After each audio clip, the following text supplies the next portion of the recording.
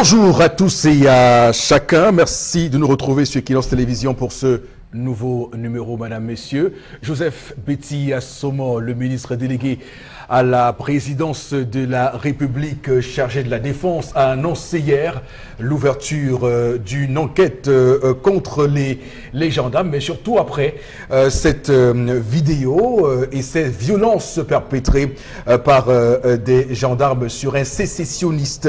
L'affaire a éclaté, souvenez-vous, grâce à une vidéo abondamment partagée sur les réseaux sociaux. Alphonse Tatia, alias Général, y apparaît ligoté, mais également couché dans une mare debout à même le sol, et des gendarmes qui le fouettent et le piétinent. L'homme crie sous l'effet des coups assénés par ces gendarmes-là, ce qui montre bien un pourrissement de cette sale guerre, pour reprendre ici les termes chers à Achille Bembe, l'universitaire camerounais, qui, comme vous le savez, vit aux États-Unis. Donc voilà l'ambiance telle que vécue dans cette partie du Cameroun, où l'impact socio-économique dû à cette crise commence à se faire ressentir. C'est extrêmement grave ce que vivent les populations de ce côté-là, alors que nous sommes à la veille du 20 mai, la célébration de la fête de l'unité nationale au Cameroun. Nous sommes le mercredi 16 mai 2018, un vrai plaisir d'ailleurs pour toute l'équipe de vous accompagner encore ce jour. D'abord vous, Charlamel Bachou, je vous dis bonjour. Bonjour, monsieur Eric Fopoussi Negou.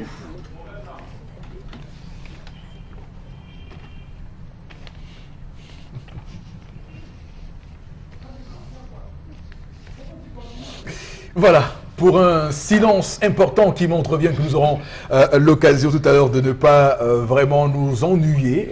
Lorsqu'il sera 10h30, ce sera dans le cadre de la colère, la chronique quotidienne de Charlamel, monsieur Bachou. Également sur le plateau ce matin, Flora Zé. Bonjour. Bonjour, il faut aussi. Bonjour à vous sur le plateau et à nos chers téléspectateurs. J'aime bien ça, depuis le matin, il y a une énergie très positive. Alors, lorsqu'il sera 11h passé de 6 minutes, nous allons revenir sur ce qui fait le buzz sur la toile.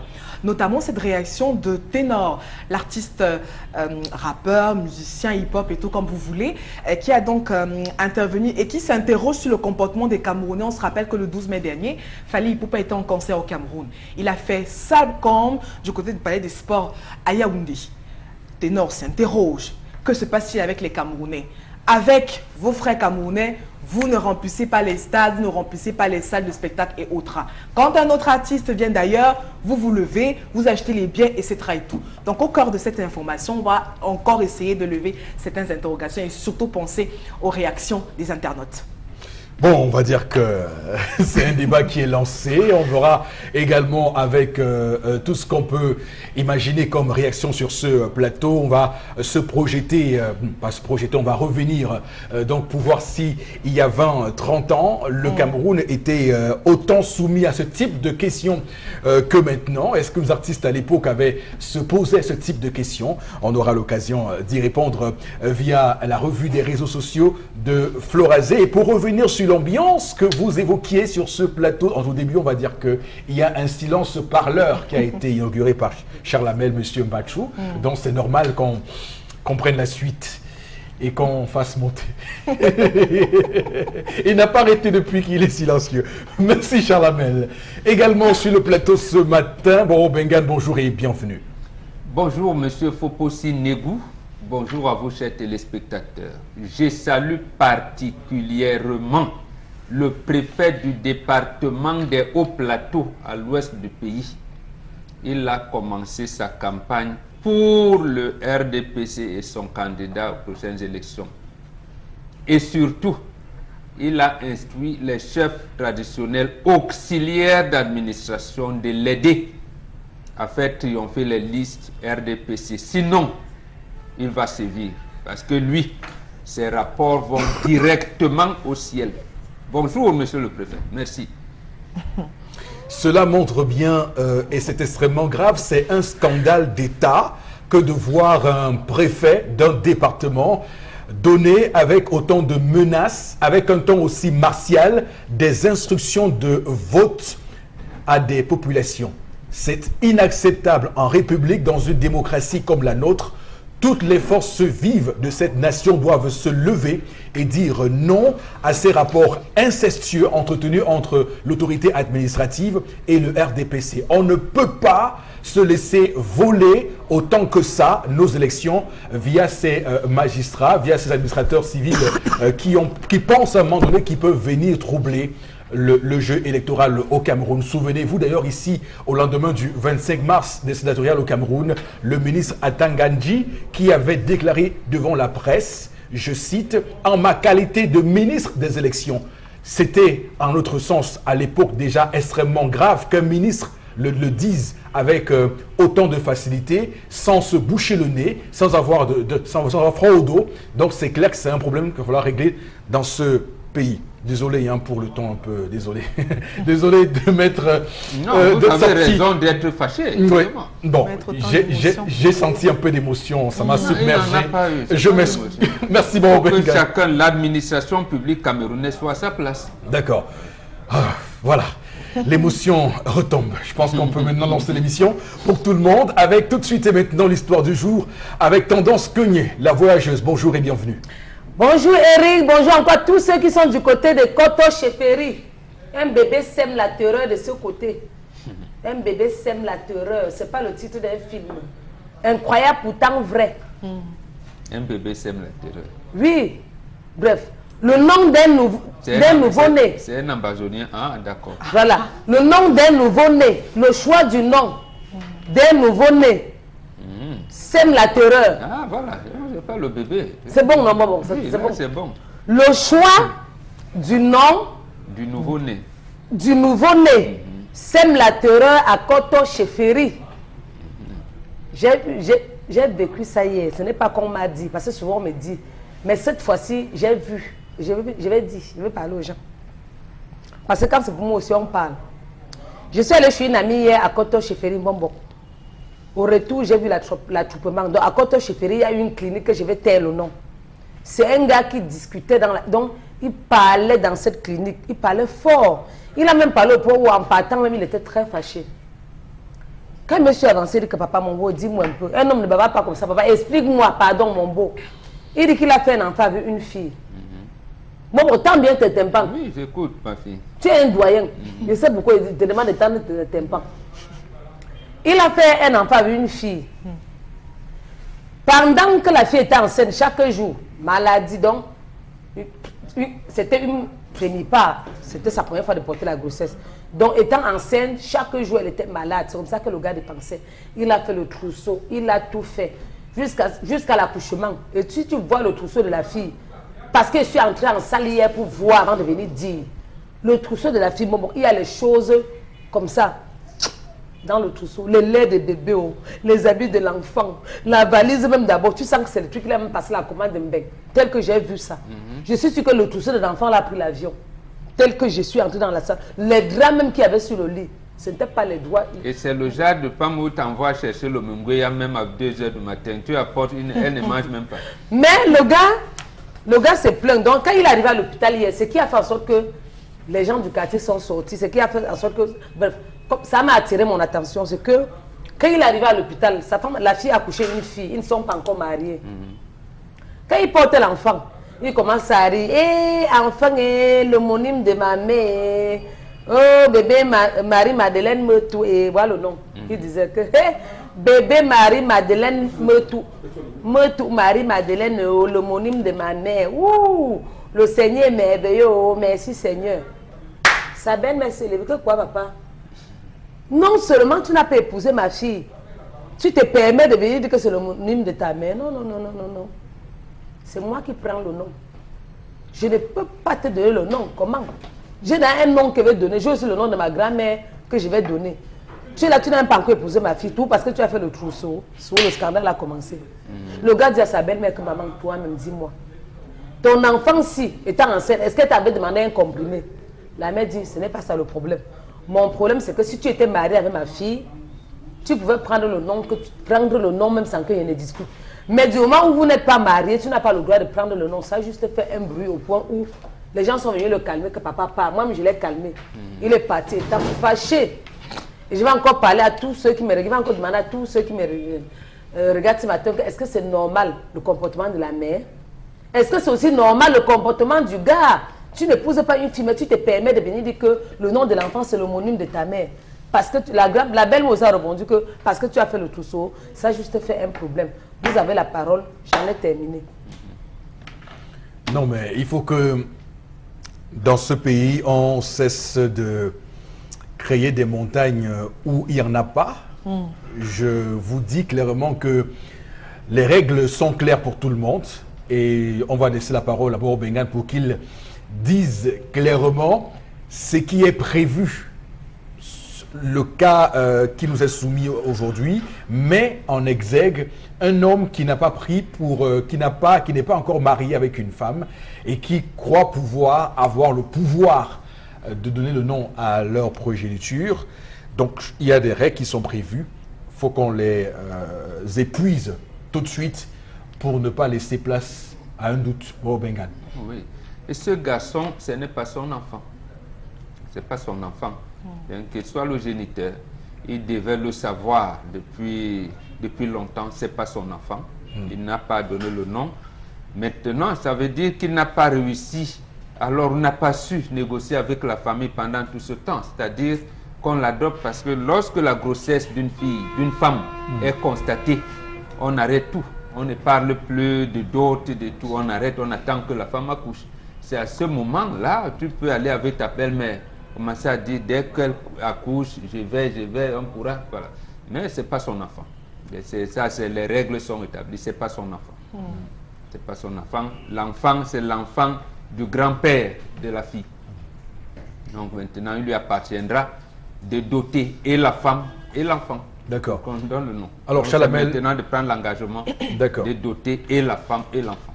Chalamel, peut-être un ajout à faire sur les règles.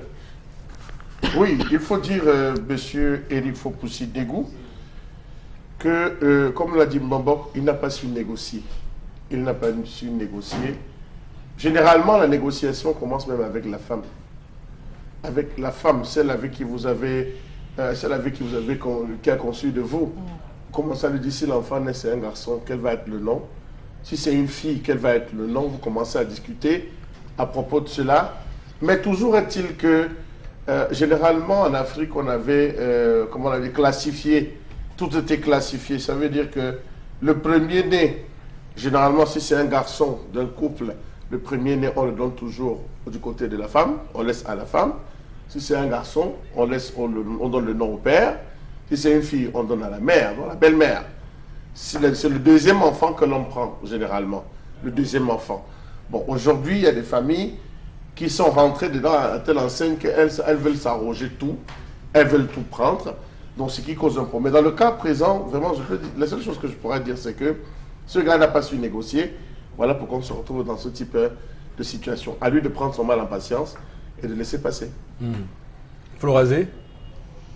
Oui, moi je suis très contente d'avoir ce type de sujet pour permettre aux uns aux autres de savoir où ils mettent les pieds. Parce que c'est trop facile d'avoir des relations sexuelles avec une femme. Pareil pour la femme, parce qu'elle aussi, dans cette histoire, est responsable. Parce qu'on parle d'un enfant. On parle d'un enfant et on parle également d'un monsieur qui, comme Bonbon l'a dit, pour avoir son enfant maintenant, sera obligé de se plier et tout. Soit il se plie, soit il part. Soit il se plie, soit il part. Et puis on aura justement un enfant qui ne sera pas, pardonnez-moi, encadré dans cette enveloppe familiale, c'est papa, maman et les enfants. Donc c'est ça qui plombe un tout petit peu. Mais je crois qu'au niveau de la négociation, vous savez, il faut également penser au cadre socio-économique. On n'arrive pas toujours à joindre les deux bouts, mais on veut être en couple. On veut être en couple.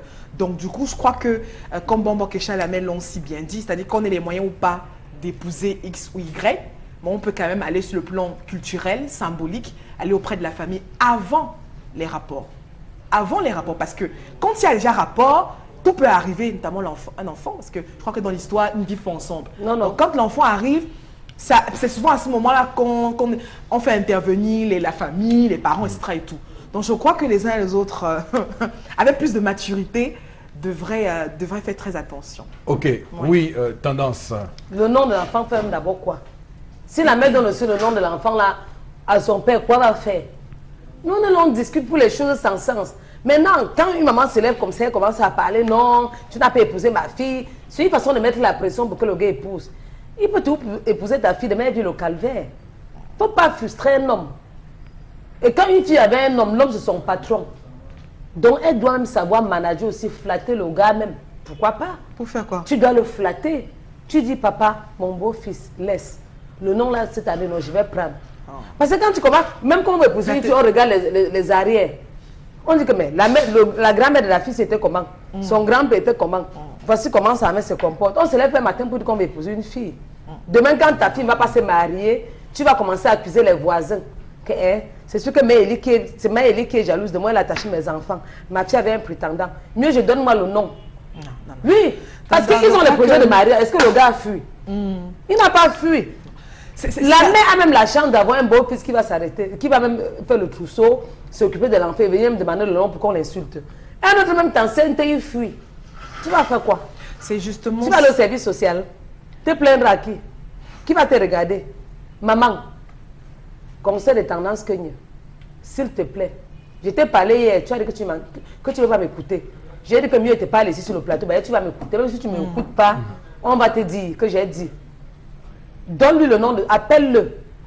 Tu lui donnes le nom de l'enfant. Tu peux tout ne pas donner, mais savoir le manager comme mon fils. Toi-même, tu vois qu'en te donnant le nom, si on peut gérer comment. La fille aussi peut causer avec sa mère. Que maman, les problèmes ne vont nous amener nulle part. C'est comme ça que vous avez... Si l'enfant la meurt, vous avez fait comment? Ou si l'enfant tombe malade. D'abord, il ne souhaite pas que l'enfant meure. Quand vous frustrez l'enfant, le nouveau-né voit. Il entend ce que vous dites sur son nom. Un enfant qui vient d'arriver dans un monde doit être heureux, on va bien l'accueillir. Pas les disputes, on accueille un enfant avec les chamaillements. Vous ne savez pas que l'enfant l'a entendu. Si l'enfant la chauffe, c'est comme la mère, le gars et la mère de l'enfant, ils vont avoir affaire, ils auront affaire à moi. Manage ton beau-fils, tu lui donnes le nom. Et tu lui dis que mon fils, chez nous les Bamileke, parce que nous sommes en Afrique, chez nous les Bamileke, voilà comment ça se passe. On ne donne pas le nom comme ça. Explique clairement, il va écouter que de faire les éclats de voix en bon français, réveiller toute la clinique. Les médecins sont, les malades qui étaient dans la clinique se sont plaints. Que c'est quoi avec ces bruits-là? Si on n'avait pas fait le bruit, on ne va même pas entendre. Quand ta fille ne va pas se marier, tu vas accuser les gens. Donne le nom, maman. Donne le nom, tu fais les problèmes. Le mariage n'est pas une fonction. Donne le nom. Donne aussi le nom. Le garçon, lui qui est Bamileke, ne veut pas. Pourquoi lui n'a pas appris la culture Bamileke avant? Tu sais qu'il y a la génération, notre génération Simbombok. Tu nous appelles souvent la génération Android. Vois un gars qui va s'asseoir comme ça, prendre soin d'une femme, ils ne sont pas encore mariés. Donc on va laisser la société aller à la dérive parce que les gens ne savent pas. Non, ils ont le projet de mariage, Pembombok. Ça veut donc dire à ce garçon, jeune homme, rentre voir tes parents, vous venez doter et la femme et l'enfant. Wow. Vous prenez les deux. Vous avez encore la possibilité de négocier. Vous pouvez avoir le nom de l'enfant. Il est encore bloqué dans sa tête. Parce que ce n'est pas lui, parce qu'il pense que c'est son problème. Jusque-là, vous parlez du garçon et de la maman, de sa prétendue belle femme, belle-mère. Mais vous n'avez pas... Les hommes n'ont encore rien dit. Vous faites comme si ça dit que lorsqu'ils vont décider, là, ça va aller. Non. Les hommes n'ont encore rien dit. Donc le garçon, il a la possibilité encore de négocier. Parce que quand on le fruste comme ça, il va aller dire à ses collègues de service. On va lui dire que, il va déjà dire que ma fiancée ou bien mon amant, ma fille a accouché. Oui. Voilà le problème qui se pose. Quand il va dire à ses collègues, on va dire que gars, avec tout le trousseau que tu as fait, tu ne prends pas le nom man. Ça va le déstabiliser. Il risque même de partir et puis revenir. Oui. On connaît alors, Florazé va également rebondir sur les propos de tendance ce matin. Oui, non, tendance. Vraiment, on n'est pas en mode de supplication pour peut-être retrouver le jargon local. Vraiment, et il faut qu'on sorte ces idées reçues. Parce que c'est justement dans notre tradition, dans nos cultures, on dit non, il faut tâter le terrain. C'est-à-dire qu'il faut que la fille prouve qu'elle n'est pas stérile, qu'elle peut faire des enfants et tout. Donc du coup, on vous dit avant le mariage, il faut d'abord qu'elle nous propose, elle nous donne un joli bébé. Ainsi, on confirme et là, on peut aller l'adopter. Voilà. On peut aller l'épouser. Il faut qu'on sorte ces idées reçues. Je vous dis qu'au moins à 70%, les hommes qui courtisent les femmes là C'est que la première chose, c'est une preuve d'amour. Tu sais, ma famille, ma maman est un peu très exigeante, etc. et tout. Hein, prouve, ferme la bouche de tout le monde, prouve que tu peux faire un enfant, que tu n'es pas stressé, etc. et tout. Mais c'est ça, on est ancré dans ce type de... Ça fait que quand les gens se mettent ensemble, même la fille, elle est tellement frustrée que elle me dit à l'homme, vraiment, faisons un enfant. Au moins pour que je sois bien vue auprès de ta famille et tout. Faisons un enfant. Mais justement, il y a dans ce type de problème qui arrive. Parce qu'il faut être marié pour comprendre un certain nombre de choses aussi. Comme aussi, je dis que ce n'est pas une fin en soi. Mais pour éviter ce type de désagrément. Parce que ce gars n'a pas droit de citer, il n'a pas parole. Cet enfant, comme mon oncle l'a dit, ne lui appartient pas. Donc par contre, s'il avait... Parce qu'il est issu justement de ce type de famille qui apprécie que la fille fasse un enfant au mariage, hein, parce qu'il faut supporter, ou alors je sais pas moi quoi. Vraiment, il faut qu'on sorte de ce type d'idées reçues. Moi, c'est mon avis. Et c'est ça qui plombe les relations. D'accord. Je vais blesser certains, surtout en Afrique. Ça qui plombe les relations et qui continue de marginaliser la femme. Je peux vous dire que vous êtes sur une bonne piste, Florazé, ce matin. Je peux vous le dire, c'est rare que je vous le dise. Ah, non, oui, ça ne me blesse pas. C'est rare que je vous le dise, ça ne me mais blesse pas, oui. Pour une fois, je suis... Elle sera conseillère matrimoniale Oui, pour une fois, j'acquiesce sans réserve ses propos. C'est très rare sur ce plateau. Oui, Charlamel. Monsieur Eric Foposi Negou, il y a des années ici où il est automatique pour chaque fille de laisser un enfant avant de partir. Notamment chez les Betty. Je dis, il est automatique de laisser un enfant avant de partir. Non, c'est pas qu'on appelle Salamel. On le disait pour une famille qui n'a fait que des filles. De laisser des enfants à la maison avant de partir. L'Afrique a toujours eu des cas d'exception. Et ça, c'est une exception. On se basait sur le comportement du gars. Voici un gars qui arrive. Voici un gars qui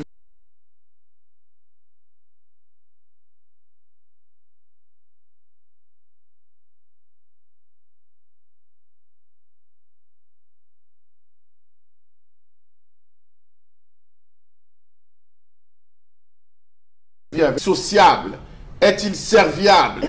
On étudiait le garçon. Petit fait des Je enfants. pense que ce garçon, en aucun moment, n'a manqué de respect vis-à-vis de sa belle famille. Tendance nous a dit qu'il a pris en charge tout. Ça veut rien dire. Il s'occupe de l'enfant. Est-ce que ça se résume Ça à ne l'argent? vaut rien. Est-ce que ça se résume à l'argent, Je Charlamel? ne parle pas en termes d'argent. Pourquoi vous voyez le matériel? Mais ça ne vaut rien. Pourquoi vous voyez le matériel? Parce que si vous pesez... le matériel n'est vous que mettez symbolique. dans la Non. balance le fait qu'il soit occupé Le matériel de la n'est que trousse. symbolique. Oui. Vous regardez le trousseau, je ne suis pas au niveau du trousseau. C'est vous qui regardez ça avec vos yeux d'occidentalisés. Non. Oh, c'est le ça comportement. recommence.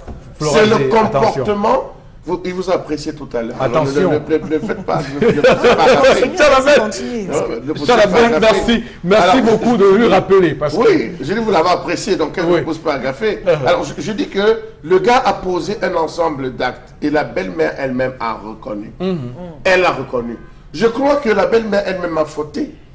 Parce que la belle-mère aurait dû dire à sa fille que, comme tu es avec ce garçon, comme tu fonctionnes avec lui, dis-lui que voici ses droits, voici ses devoirs, voici ce dont il aura droit, voici ce dont il n'aura pas droit. Si le garçon avait été préparé à cela, je ne pense pas qu'il y aurait eu un quelconque problème à l'arrivée. Dans d'autres familles, par mesure, on peut dire, ok, on te conseille, nous prenons 2 noms, on te donne un autre nom, à toi de faire le choix. Ça veut dire que les 2 premiers noms passent en premier, ça peut être le nom de la belle-mère, ça peut être le nom du beau-père, ça passe en premier, ton nom passe en second. Donc il y a toujours une discussion.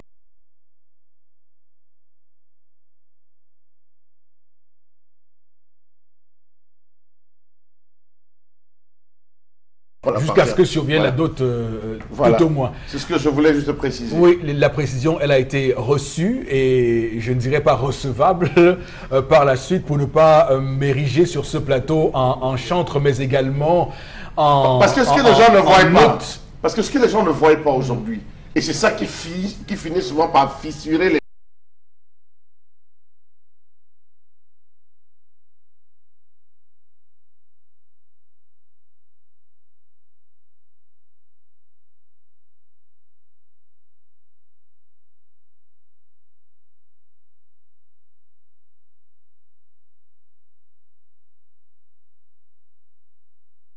Et quand vous ne le voyez plus revenir. Non, mais une famille. Donc, ce n'est pas ce que nous souhaitons. Une famille qui fait ça. Ce n'est pas ce que nous souhaitons. Cette idée dans la tête d'un garçon. La fille a toujours eu un moment pour s'asseoir et dire voilà, les règles chez nous, voilà comment ça fonctionne chez nous, voilà comment ça fonctionne. Lorsqu'on l'a dit, les deux camps, chacun connaît à quoi. Alors, bon, ça commence à être un peu régulier. Eh bien, ce qu'il faut dire, c'est que j'ai constaté, et je constate que de plus en plus, lorsque les femmes font des enfants hors mariage, le plus souvent, on met... Avant le mariage. Bon, disons avant le mariage, c'est précis. Merci Bengan, c'est précis, ça a le mérite de la précision. Il faut dire que le plus souvent et de plus en plus, on met le nom du géniteur dans le nom final de l'enfant. À l'avant. Oui, ça veut dire que même si le nom de famille, c'est le nom de la belle famille, et on ajoute à ça le nom du géniteur. C'est ça que je sais pas mesure. C'est pas mesure conservatoire, sa famille peut c'est une entorse inacceptable dans la société africaine. Oui. Une entorse inacceptable. Lorsque vous m'appelez Mbengan Kandji, Foposi Négou, il n'y a pas d'ambiguïté. Foposi, le fils de Négou, Bengan, le fils de Kandji. D'accord. C'est comme ça que ça se fait. Même cette entorse, je vais le citer ici, parce que je lui en ai parlé à un moment quand j'avais organisé le séminaire de monde diplomatique ici. Oui. Lorsque vous entendez Owonangini, c'est une entorse. Oui. Son vrai nom, c'est Ngini Owona. Voilà. Parce qu'il est Ngini, le fils de Owona. Le fils de Owona. Quand on commence donc à faire, j'allais dire, de malaxage, ou bien je ne sais pas comment vous appelez, ça dénature tout. Alors, qu'est-ce que vous dénoncez? Le fait qu'on interfère... Voilà, cet enfant, on va donner quel nom? Bon, prenons un exemple, pour qu'on se comprenne sur ce plateau, Bobo Bengan. La fille, si la mère si la belle-mère s'appelle, par exemple, je prends un nom, un Gono, par exemple, hein, ok, et que le gars s'appelle, je sais pas, Fopoussi, si on met Ngono, Fopoussi, là ça marche, là ça marche, oui. Oui, donc de plus en plus, donc je vois là, ça marche. cette pratique. Mais quelquefois on dit, on donne le nom de la belle-mère premier, on donne le nom de Bob. Non, non, non. Le nom du père vient en second. En second. Et c'est cette ambiguïté, j'en ai discuté avec les journalistes français la semaine dernière. Il dit Ali Bongo Odimba. Il leur a dit, mais ça c'est faux. Quand vous dites Ali Bongo Odimba, ça veut dire que le président gabonais actuel est le frère de son père. De son père. Il faut dire Ali Bongo Odimba. C'est Bongo Odimba. Oui, donc Bongo, le fils de Bongo. De Bongo Odimba. De Bongo Odimba. Là, justement, on est venu commencer à faire un mélange qui ne donne rien. D'accord. Et dernière précision, il y a également des cas où le deuxième nom qu'on évoque sur ce plateau est le nom appartenant au beau-père. C'est une entorse. C'est une pratique qu'on pourrait accepter? Non, c'est une entorse. Le deuxième nom, c'est le nom du père.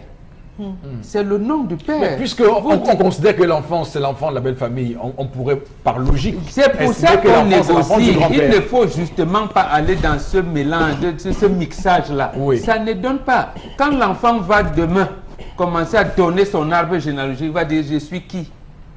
Il n'y a pas de repère, ce n'est pas bon. Justement, en Afrique, quand on donne l'arbre généalogique, j'avoue, Foposi Négou, Foposi tel. Oui. Donc on voit le nom de ton père, de ton grand-père, de ton arrière-grand-père. Ça se suit. Mais lorsqu'on commence à malaxer, le nom du père ne sera généralement nulle part. En on va dire on veut malaxer les noms. C'est faux. Il faut sortir de ce schéma-là. Voilà. Merci beaucoup, Bobo Bengan, pour ces enseignements qui d'ailleurs nous permettent de bien comprendre la philosophie, la logique derrière les noms qu'on donne aux enfants en règle générale.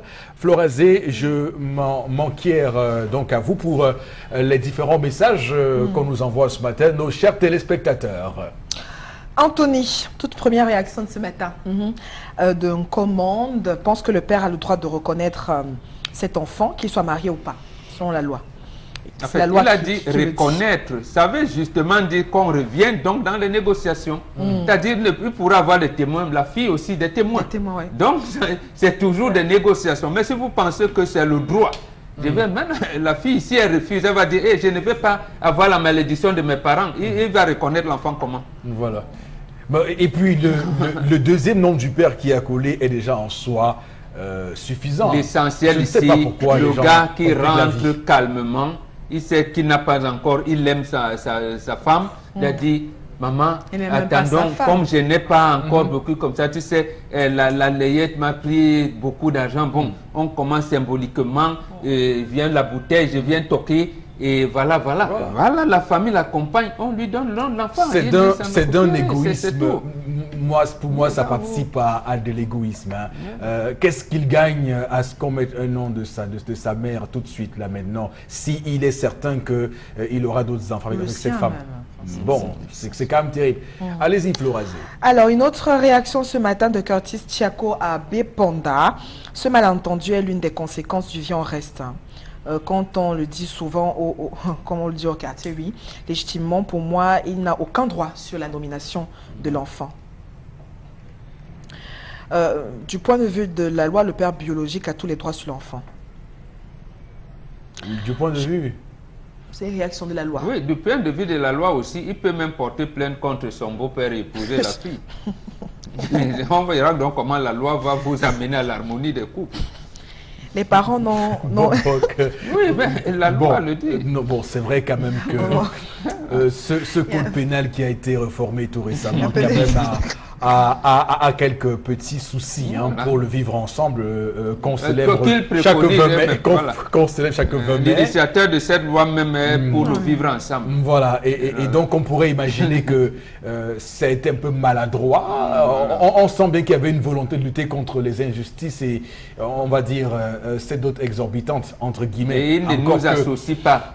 De la même manière qu'ils ne veulent pas associer les opérateurs économiques dans l'élaboration des politiques économiques, ils ne veulent pas associer nous les initiés pour qu'on leur donne les orientations dans le vivre ensemble. Et les outils. Comment consolider les couples, nos filles qui de plus en plus accouchent avant d'aller en mariage et nos garçons qui ont des difficultés à se lier en couple. Comment ça se fait dans l'Afrique authentique? Ils ne nous consultent pas. Et comment... Ils pensent qu'ils veulent créer une loi un jour. Oui, voilà, c'est un peu un raccourci parce que ça découle, on va le dire, de l'échec des politiques économiques du Cameroun qui continuent à maintenir le chômage à des niveaux très bas. Ce qui fait que la précarité empêche désormais les Camerounais dans la plupart. Deux enfants, apparemment ils s'aiment et par rapport à cette ambiance économique qui n'est pas... Bon, ils n'arrivent pas à faire un projet commun pour leur avenir.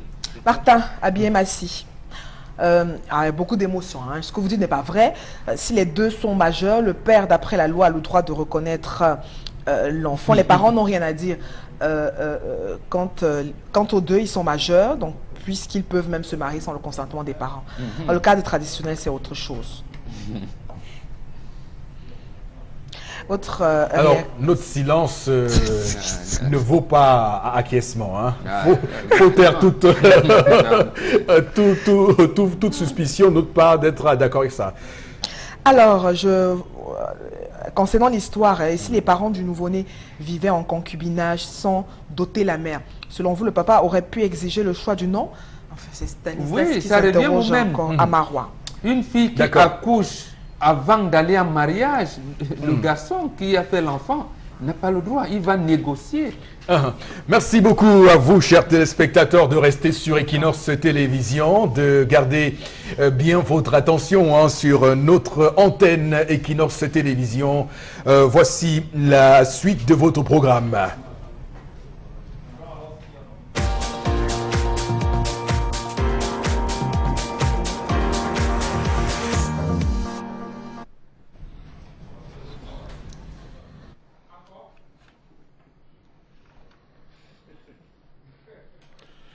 Je m'interroge ce jour sur la question de l'unité nationale au Cameroun. Sommes-nous vraiment unis au Cameroun, comme le dit l'hymne national? Est-ce que tous les enfants du nord au sud, de l'est à l'ouest, du centre au nord-ouest, du sud-ouest à l'extrême nord ou du littoral sont unis? Quelle est la place de l'équilibre régional dans le processus d'intégration nationale? Rendu à 57 ans après les indépendances, Le berceau de nos ancêtres ressemble étrangement, selon les observateurs internationaux, à un gigantesque sarcophage de 475 000 km², au contraste, controverse, incertitude, bataille des réseaux, guerre des clans et insouciance se disputent la scène. Peut-on, avec fierté, parler d'unité nationale dans ce pays gangréné par divers maux? Peut-on parler d'unité nationale alors que tous clament haut et fort la tenue d'un dialogue franc et sincère?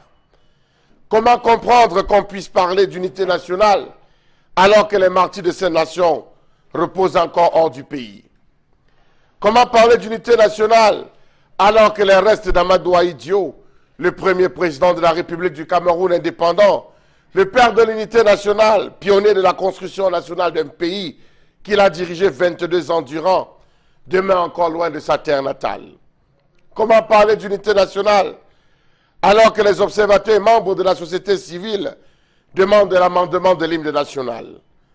Peut-on comprendre que ce soit un texte qui décrète l'état du Cameroun? Comment peut-on comprendre que ce soit un décret qui confère le caractère sacré à un texte? Comment peut-on s'amuser ou laisser prospérer l'illusion d'un chant patriotique national alors qu'il n'en est rien? Comment peut-on être unis dans un pays où la culture du double langage trône en maître, où cohabitent la tricherie, le faux et le mensonge? Comment peut-on clamer à perpétuité que nous sommes unis alors que nous chevauchons sur deux hymnes nationaux? Peut-on parler d'unité dans un pays où ceux qui ont la responsabilité d'agir par des actes ministériels, des décrets, s'enferment dans le mutisme et l'indifférence alors qu'ils peuvent remédier à la situation? Peut-on parler d'unité dans un pays divisé tel Tanga Nord et Tanga Sud? Peut-on parler d'unité nationale dans un pays gangréné par les actes de détournement de fonds, l'antipatriotisme, le vol, l'insécurité, l'abus du pouvoir, les guéguerres? N'y a-t-il pas une relation de cause à effet entre la précarité du socle de notre patriotisme et ces comportements qu'on observe dans la société camerounaise? Peut-on parler d'unité nationale dans un pays divisé en deux tribus, celle de ceux qui mangent et l'autre de ceux qui crèvent de faim? Peut-on parler d'unité nationale dans un pays qui souffre d'une absence criarde de justice sociale, d'équité ou d'une justice ou une juste répartition des fluides de la croissance, empreinte de la nouvelle gouvernance? Peut-on parler d'unité dans un pays gangréné par la plus que trop présence de groupes sécessionnistes réclamant la séparation des partis anglophones et francophones du pays? Peut-on parler d'unité dans un pays où les exemples de tribalisme sont criards? Faudrait-il participer au défilé pour prétendre être unis? Comment comprendre que certains volent l'argent du pays pendant que d'autres s'approvissent? Des innocents sont en prison. Les médecins, enseignants, sages-femmes dénoncent les mauvais traitements. Les riches oppriment les faibles. Le tribalisme atteint son paroxysme à tel point que même ceux qui sont multiculturels, c'est-à-dire l'incarnation de cette unité, se retrouvent menacés. Tous les corps sont divisés. Les ministres se battent entre eux. Dans l'armée, certains clivages montent. Chacun nomme ses cousins, ses amis ou les membres de son clan et sacrifie la compétence. Voir votre histoire ou notre histoire ou alors l'histoire de ce pays sera un jour racontée. Mais pour l'instant, pouvons-nous dire que nous sommes tous unis au Cameroun? Je m'interroge, je vous interroge. Et vous signez surtout cette chronique, cher Lamel, monsieur Mbachou, ce matin. Nous sommes, comme vous le savez, à la veille de la célébration de la 46e édition de la fête nationale du Cameroun. Et le thème choisi cette année est le suivant: citoyens camerounais, restons unis dans la diversité et préservons la paix sociale pour un Cameroun stable, indivisible et prospère. Voilà bien un thème qui est dans votre suite, cher Lamel, dans la foulée de vos propos, de vos mots ce matin, pour décrire les mots, justement là avec M-A-U-X, qui pèsent sur notre unité nationale, sur notre vivre ensemble. Bon, Bengan, je commence par vous. La première question, c'est la vôtre. Comment doit se manifester notre unité nationale? Comment doit-elle se manifester? Est-ce que vous avez l'impression qu'avec ce qui est fait en ce moment, on tend vers la consolidation de cette unité nationale? Non, ce qui est fait consolide plutôt la déflagration, la fracture sociale au Cameroun. Oui. Mais Charles Lamel a développé certaines thématiques, bien, mais en fait, qui n'entre pas dans l'unité nationale. On a mis tout ensemble. Or, ce n'est pas vrai. Quand on parle de l'unité nationale au Cameroun, c'est francophone-anglophone. On ne peut pas, je veux dire, quand on veut essayer d'ignorer cela, c'est ça donc qui amène à ce tribalisme, à ce qui arrive en fait. Pourquoi ne peut-on pas gérer l'héritage colonial que nous avons? Ou alors, quand il a dit Ahidjo n'est le pionnier, non, il a prononcé le mot, mais Ahidjo a déconstruit l'unité nationale. Le problème de francophone-anglophone devait être résolu à l'Organisation des Nations Unies qui a organisé une session spéciale Cameroun du 13 février au 4 mars 1959. Et à ce moment-là, M. Kosciusko Morizet, qui accompagnait la délégation française, a dit non. Et alors que le président Moumié, qui dirigeait encore l'UPC interdite, lui demande de le rencontrer et de rencontrer son frère Ahidjo, même dans les coulisses, Kosciusko Morizet a refusé. Il lui a dit, Félix Roland Moumié, je sais que vous avez choisi Ahidjo, mais aidez-le justement à faire l'unité du Cameroun, c'est-à-dire réunir les deux pays et proclamons l'indépendance pour tout le Cameroun unifié. Voilà les propos de Félix Roland Moumié en 1959. Et si je me abuse, ça devait être le 18 février. Il refuse. Il refuse justement. Pourquoi? Parce qu'on va vous dire, parce qu'il y a une fille Bamileke qui fait je ne sais pas moi, le poème, ou qui prépare le Mbongo Tchobi à Bertois. Et comme elle n'est pas en région Bamileke, elle est à Bertois, elle prépare le poème, le Mbongo Tchobi et tout. Ça veut dire c'est ça l'unité nationale? Non. Je vous dirais que allez à Paris maintenant. Le chinois va vous servir le ndolé et le Mbongo Tchobi. C'est que vous appelez ça quoi? L'unité nationale avec les Chinois? Non. Donc en fait, c'est le problème francophone-anglophone qu'il faut gérer. Il faut savoir gérer. Le reste des problèmes resteront. Un Français, il pouvait vous dire Corse. Même dernièrement, lorsqu'on a mis en fait, Vincent Bolloré, on vous dit le Corse. Oui. Mais il est français. Il est français. Ça ne le divise pas. Je veux dire, il n'y a pas de rivalité entre lui et le peuple de France. On sait qu'il est français. Vous parlez j'allais dire, de l'Allemagne tout le temps. Donc, le Cameroun, d'après même les sources ancestrales, l'Afrique vit dans le fédéralisme. C'est pour ça qu'on vous parle de pays Bamileke, pays Beti Boulou, pays Bassa, pays tel. Le reste des choses, vous les verrez partout. Par exemple, ici à Douala, un Akwa n'acceptera pas être dirigé par un Daido. Ou par quelqu'un du canton Bel. C'est même pour cette raison que l'administration territoriale a même du mal à gérer 3 chefferies de premier degré dans le même arrondissement. Or, ils ont le même problème dans l'arrondissement de Bangou. Alors, entre les Bangou et les Balengou, qu'est-ce qu'il faut faire? Donc, voilà le problème. Donc, si on lit tout ça, au même moment, on ne gérera pas, on ne va pas liquider l'héritage colonial. J'ai une question pour vous. Bon, d'accord. J'ai une question pour vous. Comment doit-on donc consolider cette union entre francophones et anglophones? Justement, revenir au fédéralisme.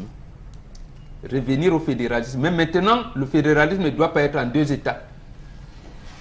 Ou alors, si on veut venir à la décentralisation, on fait la décentralisation réelle des 10 régions.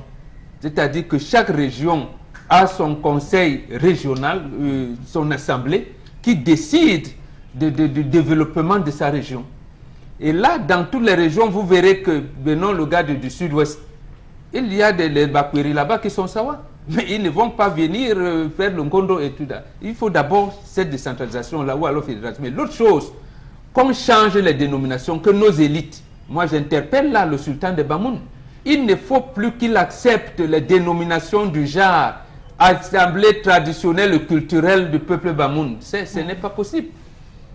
Assemblée traditionnelle et culturelle du peuple Sawa Longondo, Assemblée traditionnelle et culturelle de Mpo, de Logumpo, Assemblée traditionnelle et culturelle de Mendouba. C'est faux. Ce sont des nations. Si ces peuples existent, commencent à vivre comme des nations, justement, on ira donc facilement danser, vivre ensemble, dont on promet. C'est-à-dire même l'enfant dont on discutait le nom tout à l'heure. Il sait bien qu'il est bamliké, mais il sera sûrement dans la culture d'un village là-bas, où les us et coutumes sont encadrés. Et il sortira de là, même Jésus que vous priez. Son père a dit quoi? Je l'envoie pour sauver les brebis perdues d'Israël. C'est avant de mourir qu'il vous dit, en moi il n'y a ni juif, ni chrétien, ni romain. Mais on a même du mal à l'entendre. Donc en fait, ça existera toujours, mais ça ne peut pas amener à j'allais dire, à des clivages, à des haines. Ok. Voilà. Alors, mais ce qu'il faut surtout dire, et dans le sens de ce que vous avez développé sur ce plateau ce matin, c'est que dans ce contexte d'unité entre anglophones et francophones, va falloir qu'on évacue la question de la marginalisation des anglophones dans ce pays, parce que pour reprendre ici un terme cher à Rousseau, le pacte et le contrat social, est-ce que le contrat social qui nous a liés aux anglophones nous permet aujourd'hui de leur concéder quelques présences sur l'échiquier national? Est-ce qu'ils se sentent camerounais dans la langue? Parce que le français a une prééminence, on le voit bien dans les édifices et un peu partout au Cameroun. Est-ce qu'il n'était pas également de bon ton, lorsqu'on décide de mettre en place ce contrat social, qu'on essaye d'aplanir la question de la langue? Était-il utile de mettre en relief deux langues officielles comme le français et l'anglais, sachant qu'à un moment donné, la démographie et toutes les contingences historiques pouvaient jouer sur l'inégalité de traitement de ces langues-là? Ne fallait-il pas adopter une langue nationale camerounaise? Bon, Bengan. Absolument, oui. Absolument. Il fallait adopter, peut-être commencer par 3 ou 4. C'est-à-dire que si on dit le Grand Nord doit parler... le Foufoulde, oui. On a le Grand Sud doit parler ceci, on allait adopter, on allait comme ça progressivement vers des langues de communication locale et aboutir plus tard à une langue nationale. Le français qu'on parle, c'est une langue d'une région en France. Ce n'était pas le français qui était parlé partout en France. On a choisi une langue et on l'a imposée, qui est devenue internationale aujourd'hui. Donc il fallait le faire. Même maintenant, même les deux, vous avez raison. C'est-à-dire que ce soit Ahidjo ou Paul Biya, son successeur constitutionnel, ils parlent de l'unité nationale, mais ils font tout pour briser cette unité nationale. Lorsque Ahidjo crée les écoles, les lycées bilingues d'application en 1979, il n'a pas continué. Mais son successeur constitutionnel, qui devient même son premier ministre et tout, au lieu de venir continuer, il a enlevé Georges Ngango, son ami même du lycée et tout, du petit séminaire, le jour où il clôturait le séminaire qui devait harmoniser les enseignements au Cameroun. Il enlève le même jour. Donc en fait, il déconstruit chaque fois. Mais il crée la République du Cameroun qu'on avait rejetée en 61, alors qu'il était là. Et en 79, la crise anglophone éclate. C'est lui qui préside la commission ad hoc qui doit rapprocher les deux. Aujourd'hui, la même crise éclate. Il oublie qu'il avait géré cette crise en 79. Alors, c'est un problème. Bon, merci beaucoup, Florazé. Comment pensez-vous qu'on puisse consolider l'unité nationale au Cameroun, l'unité nationale au Cameroun? Non, je crois qu'il faut un nouvel ordre social. Et pratiquement Bombok a tout dit. Et puis, c'est un peu le régime en place qui a fragilisé cette unité nationale. D'où aujourd'hui pas mal de frustrations qui ont été évoquées dans la chronique de Charles Hamel. Il y a un déséquilibre total au sein des différentes sociétés qui forment le Cameroun. Ça fait qu'on est au quotidien dans cette sphère de rivalité. Donc en principe, issu d'un point, je devrais me reconnaître dans le point B, C, D, E. Donc, sauf que la politique culturelle qui est mise en place justement vient fragiliser l'unité nationale. Et puis, on est arrivé à cette crise. Comment justement? Parce que on n'avait pas préalablement établi cet ordre social qui devrait à un moment donné permettre que la culture socio-économie, politique du Cameroun soit unique et identique. Pensons justement du principe de décentralisation. Alors, tant qu'on on est dans une sphère où c'est une minorité qui se sert, c'est une minorité qui comprend le mot unité, et on a donc un déséquilibre dans les classes sociales. Après, on arrive justement au langage des personnes frustrées, le langage étant violent, et puis la question du tribalisme qui revient, qui ne devrait même pas être un problème. Ces différences devraient être plutôt un atout, comme on l'a dit. C'est-à-dire l'unité nationale se révèle pas seulement au niveau des maîtres traditionnels, des danses et autres. C'est un mode de vie. C'est un mode de vie parce que la vie n'est que politique, mais c'est un mode de vie qui devrait être impulsé par une dynamique gouvernementale. Donc, sauf qu'on n'est pas à ce niveau et voilà pourquoi. Et c'est même bien qu'on soit... Je ne dis pas que la crise elle est bonne, mais c'est bien qu'on soit arrivé à ce type de dénonciation, de revendication, pour qu'on se pose les réelles, les bonnes questions pour permettre qu'il y ait un ordre social bien établi et qui n'exclut personne. D'accord, Florazé. Tendance Kenyé va également dire un mot. Présente pourquoi? Je parle pour moi en bon français. Ce n'est pas. Pose-moi la quand tu question dis en bon présente, ça français. veut dire quoi? Ça veut dire que je suis là. Est-ce qu'on est en salle de classe ici? Même si ce n'est pas la salle de classe. Présente, Eric Foposi, repose pour moi normalement. D'accord. Alors, est-ce que tu penses, non, c'est pas long français. Est-ce que tu penses que le Cameroun, on est vraiment uni, francophone, anglophone? Non. Même pas. Je dis même pas. Réponds à la deuxième question. Non, pourquoi? Pourquoi on n'est pas unis? Pourquoi? Parce que nous, on passe le temps à faire la jalousie, on passe le temps à faire des distinctions où il ne faut même pas faire. Et pour qu'on soit... Attends, tu as dit que... Tu as d'abord dit que quoi? Que pourquoi on n'est pas unis? Pour qu'on soit unis, il faut qu'on enlève dans la tête que je suis anglophone, je suis francophone. Je suis Bassa, je suis Bafia. Qu'on tue l'esprit là vite. Mettez dans vos têtes que nous sommes les enfants d'une même mère, les enfants d'un même père. Aimer son prochain comme soi-même. Donc aimer mon prochain comme moi-même. T'aimer comme je m'aime. Donc te fais ce que si tu me fais, ça va me faire mal. Prendre tout le monde, bref, être simple, humble dans la vie. Que tu sois en train de conduire comme ça, que quand en route, il pleut sur lui, tu le portes. Tu dis que ouais, tu es mon frère, tu es ma soeur. Viens, je te porte dans ma voiture, je te repose où tu pars. Oui. Enlever ça que, oh, telle personne est bafang, telle personne est de Fotouni. Ce n'est pas ma soeur là-bas, ce n'est pas mon frère. Nous sommes tous les enfants d'une même mère et d'un même père. Comportez-vous un peu comme ça, vous allez voir comment les choses vont changer. Ça va aller. Et aider les personnes âgées. Que quand vous voulez traverser la route, un père veut traverser aussi, s'il a la canne à main, vraiment. Aidez-le, arrêtez même sa main, papa. Venons pas, on traverse à deux. Ce n'est pas que vous allez voir le père de trou ou la mère de trou avec le bâton. Il s'arrête. Oui, avec le bâton, les Benskines vont venir foncer sur lui et vous allez l'insulter. Oiseau de nuit, oiseau de nuit. Aidez même les enfants à traverser la route quand ils sortent de l'école. Les gens qui foncent sur les enfants qui rentrent des classes, c'est pas normal ça. Donnez la place aux femmes enceintes. Une femme enceinte qui va entrer dans la voiture, elle est fatiguée, vous dites que non, c'est la maladie, ça dit donc. Reste là, tu attends, tu n'as pas d'étape. D'accord. Tendance, on a bien compris. Donc, on va dire que l'unité nationale regroupe dans son grand ensemble quelques autres concepts qu'on devrait mettre en avant. Donc, celui de la solidarité. On voit dans les pays ailleurs comment les plus riches, le plus souvent, cotisent et pour que les plus pauvres bénéficient de ce qu'on appelle des parachutes sociaux. Et dans ce cadre-là, c'est important qu'on cesse de creuser ce fossé entre les plus riches et les plus pauvres, comme on le voit de plus en plus maintenant. Mesdames, Messieurs, on vous souhaite un très bon séjour sur Equinox Télévision. Nous sommes de retour dans un court instant pour la suite de ce programme.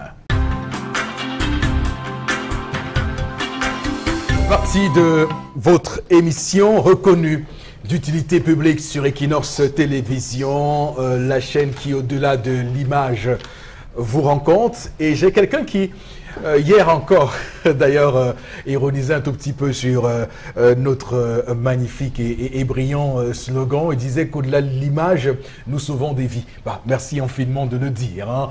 Nous recevons cela avec beaucoup d'humilité et beaucoup de plaisir en même temps.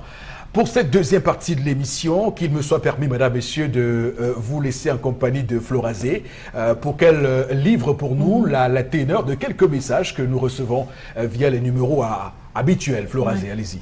Alors, donc, cette deuxième partie, nous commençons avec Ngoko Raïssa qui dit qu'il faudrait d'abord amener les Camerounais à comprendre qu'il n'y a pas d'anglophonie, de francophone. Nous sommes tous Camerounais. Notre réaction, l'homme doit laisser le nom à la fille. C'est Ronel Abipanda. Nos coutumes n'ont aucun sens. C'est ce qui cause les problèmes d'enfants sans père. Voilà. Et justement, nos coutumes ne reconnaissent pas un enfant sans père. Si vous les avez, puisque vous ne les avez pas étudiés, heureusement. Lorsque vous enceintez une fille, vous vous présentez auprès de sa famille. La première chose à vous dire, c'est qu'on ne dote pas une femme enceinte. Vous attendez. Pendant cette période, les négociations commencent. Vous négociez pour qu'à la fin, l'enfant vous revienne. Parce que vous aurez donné un statut à cette fille qui est grosse, sérieux, allez-vous vous marier ou pas. Maintenant, il y a des castes. Vous pouvez naître dans une famille d'initiés. On dit à la fille, vous n'êtes pas destinée à mariage. Même cette fille-là, qui va faire des enfants, ces enfants ont toujours un statut. Les autres femmes, vous trouvez un homme, un couple qui n'a fait que des filles. Elle peut bien choisir, ma première fille ou ma deuxième n'ira pas en mariage, elle va faire de tout. Les enfants qu'elle va donner là, parce qu'elle n'ira pas en mariage, ont des statuts. Donc apprenez, chers amis, surtout lisez, Tchekanta Diop a écrit dessus. L'Afrique noire précoloniale et présence africaine, allez lire. Et d'ailleurs, à votre suite, Boro Bengan, j'aimerais quand même appeler nos compatriotes à une forme d'humilité, à une attitude, David, de savoir. Socrate le dit si bien, je ne sais qu'une chose, c'est que je ne sais rien. Lorsqu'on a une telle attitude face aux situations, surtout lorsqu'on parle de tradition africaine, ça permet, et moi je le dis parce que je suis un converti désormais de cette pratique-là, grâce à vous, Boro Bengan d'ailleurs. Donc dans cette pratique-là, c'est important de se questionner et de se dire qu'est-ce qu'on ne sait pas et qu'est-ce qu'on doit savoir pour avoir un regard beaucoup plus complexe, et beaucoup surtout, plus profond sur le monde. Comment on parvient à avoir une identité propre. Voilà. Lorsque vous vous appelez Mamadou, lorsque vous appelez Mbengan, quelle est votre identité? Et justement, l'Africain a compris ça le premier. Donc l'enfant qui naît doit d'abord avoir une identité propre. Et après, on éveille en vous l'âme de Dieu qui sommeille en vous. Absolument. Donc, et je suis actuellement en négociation avec mon père pour que désormais le Eric qui est sur mon nom ne soit plus adopté. Qu'on enlève. Oui, il faut bien négocier. On enlève un mec. Oh ben, il faut pousser Négou. Il faut bien négocier parce que c'est pas moi qui me suis nommé. Donc il faut bien que la personne qui m'a nommé. Votre identité. Moi, j'ai négocié. Sur votre identité. J'ai négocié pour qu'on enlève le prénom. Il faut négocier pour que... Parce qu'on respecte ses parents. On respecte ses parents. On honore ton père et ta mère. Votre papa vous a donné un nom. Oui. Vous ne pouvez pas parce que la loi vous l'autorise. Vous le portez valablement, votre faux Négou. Mais Eric, il va négocier avec papa pour enlever Eric. Bon, donc ça se négocie. Ça se négocie. Si vous entendez mon nom de famille, honorez votre père et votre mère, honorez vos parents. Vous dites, papa, vous m'avez donné tel nom, vraiment, je sais, mais je suis en voie de... Vous négociez, il vous dit non, mon fils, moi-même, comme on m'avait évangélisé, c'était que bon, vous avez le droit. Mon nom de famille, peut rectifier le tir sur ses progénitures. Ah, il faut pousser. Mon nom de famille, si on te traduit ça en français, c'est tellement... On ne traduit même pas. Donc, quand on met le nom de quelqu'un, Moa, si je vous traduis ça en français... Si on traduit la montagne en bas, et même vont refuser le nom. Non, c'est la Si vous traduisez mon nom de famille en français, vous allez fuir. Je n'ai même pas besoin de traduire. Non, mais c'est d'ailleurs le nom, c'est d'ailleurs ce qu'on reproche le plus souvent à certains noms français. Quand vous voyez des gens qui s'appellent de la ruche. La fenêtre. Tu as dit quoi hier, Madame Poivron? Madame Poivron. Madame Poivron. Béatrice Poivron. Oui, allez-y, Flora.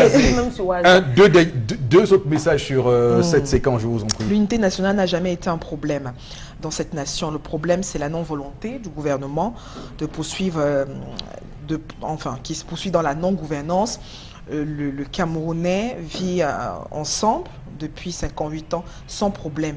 Les gens sont tout simplement frustrés. Pour que les Camerounais, voilà, je crois que le même message est revenu 2 fois. Une autre réaction, c'est normal que la femme prenne le nom s'ils ne sont pas mariés. Voilà. Merci beaucoup. C'est tout pour le message en question? Oui, c'est tout pour le message en question. D'accord. C'était laconique, mais fort intéressant d'ailleurs.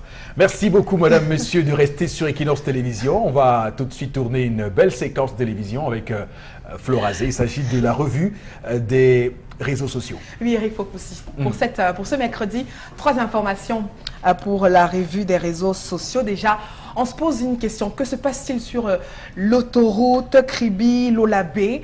Cette autoroute qui est donc la Lobé, qui est donc devenue déserte, plus d'ouvriers, plus de Chinois. Le matériel est parqué dans un village à lundi. Les travaux sont stoppés. Donc, la société chinoise qui a donc décidé d'arrêter totalement les travaux en attendant que l'État du Cameroun remplisse sa part de contrat, à savoir 15%. Coût global, déjà pour revenir sur le fait de ce projet routier est officiellement estimé à 250 milliards de francs CFA, financé à 86% par Exim Bank of China et à 15% par l'État du Cameroun.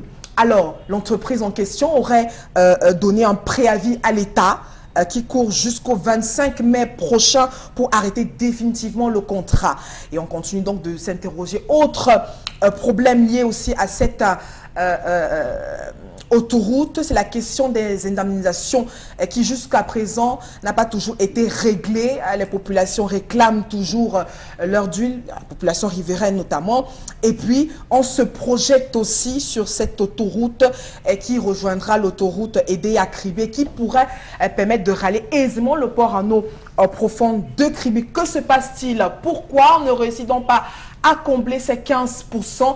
Les Chinois sont clairs, là ils sont restés sur leur décision. Tant que le contrat de l'État n'est pas donc, l'État ne remplit pas son contrat, il n'engage plus les travaux.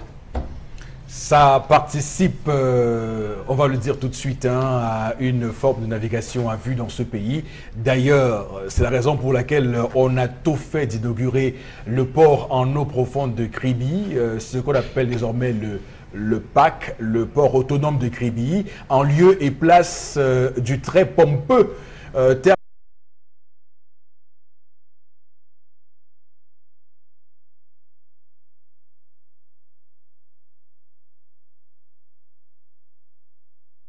de ses propres incongruités, et c'est son partenaire chinois d'ailleurs qui semble désormais être très proche de lui, qui le lâche pour le coup, parce que la banque Exim Bank China d'ailleurs a fait sa part de contrat. Les 15% qui restaient, qui à mon sens est presque dérisoire, n'arrivent pas à être débloqués. Ça montre aussi qu'il y a des tensions de trésorerie et que l'État doit bien pouvoir trouver l'argent. Oui. Je pense que le président Biya a compris que le ministre Motazé n'a pas voulu mener les projets comme il le fallait et qu'il lui a dit, prends les finances, trouve-moi l'argent. Et donc peut-être que le paiement, les trop perçus qu'il va percevoir pour le traitement des salaires du mois d'avril vont lui permettre d'avoir de l'argent, parce que là au 25 mai, donc c'est la semaine prochaine, il pourra bien trouver de l'argent. Non, ce que vous dites, Monsieur Fopoussi Negou, c'est, j'allais dire, c'est synonyme de ce qu'on appelle une politique d'hésitation permanente, de navigation à vue.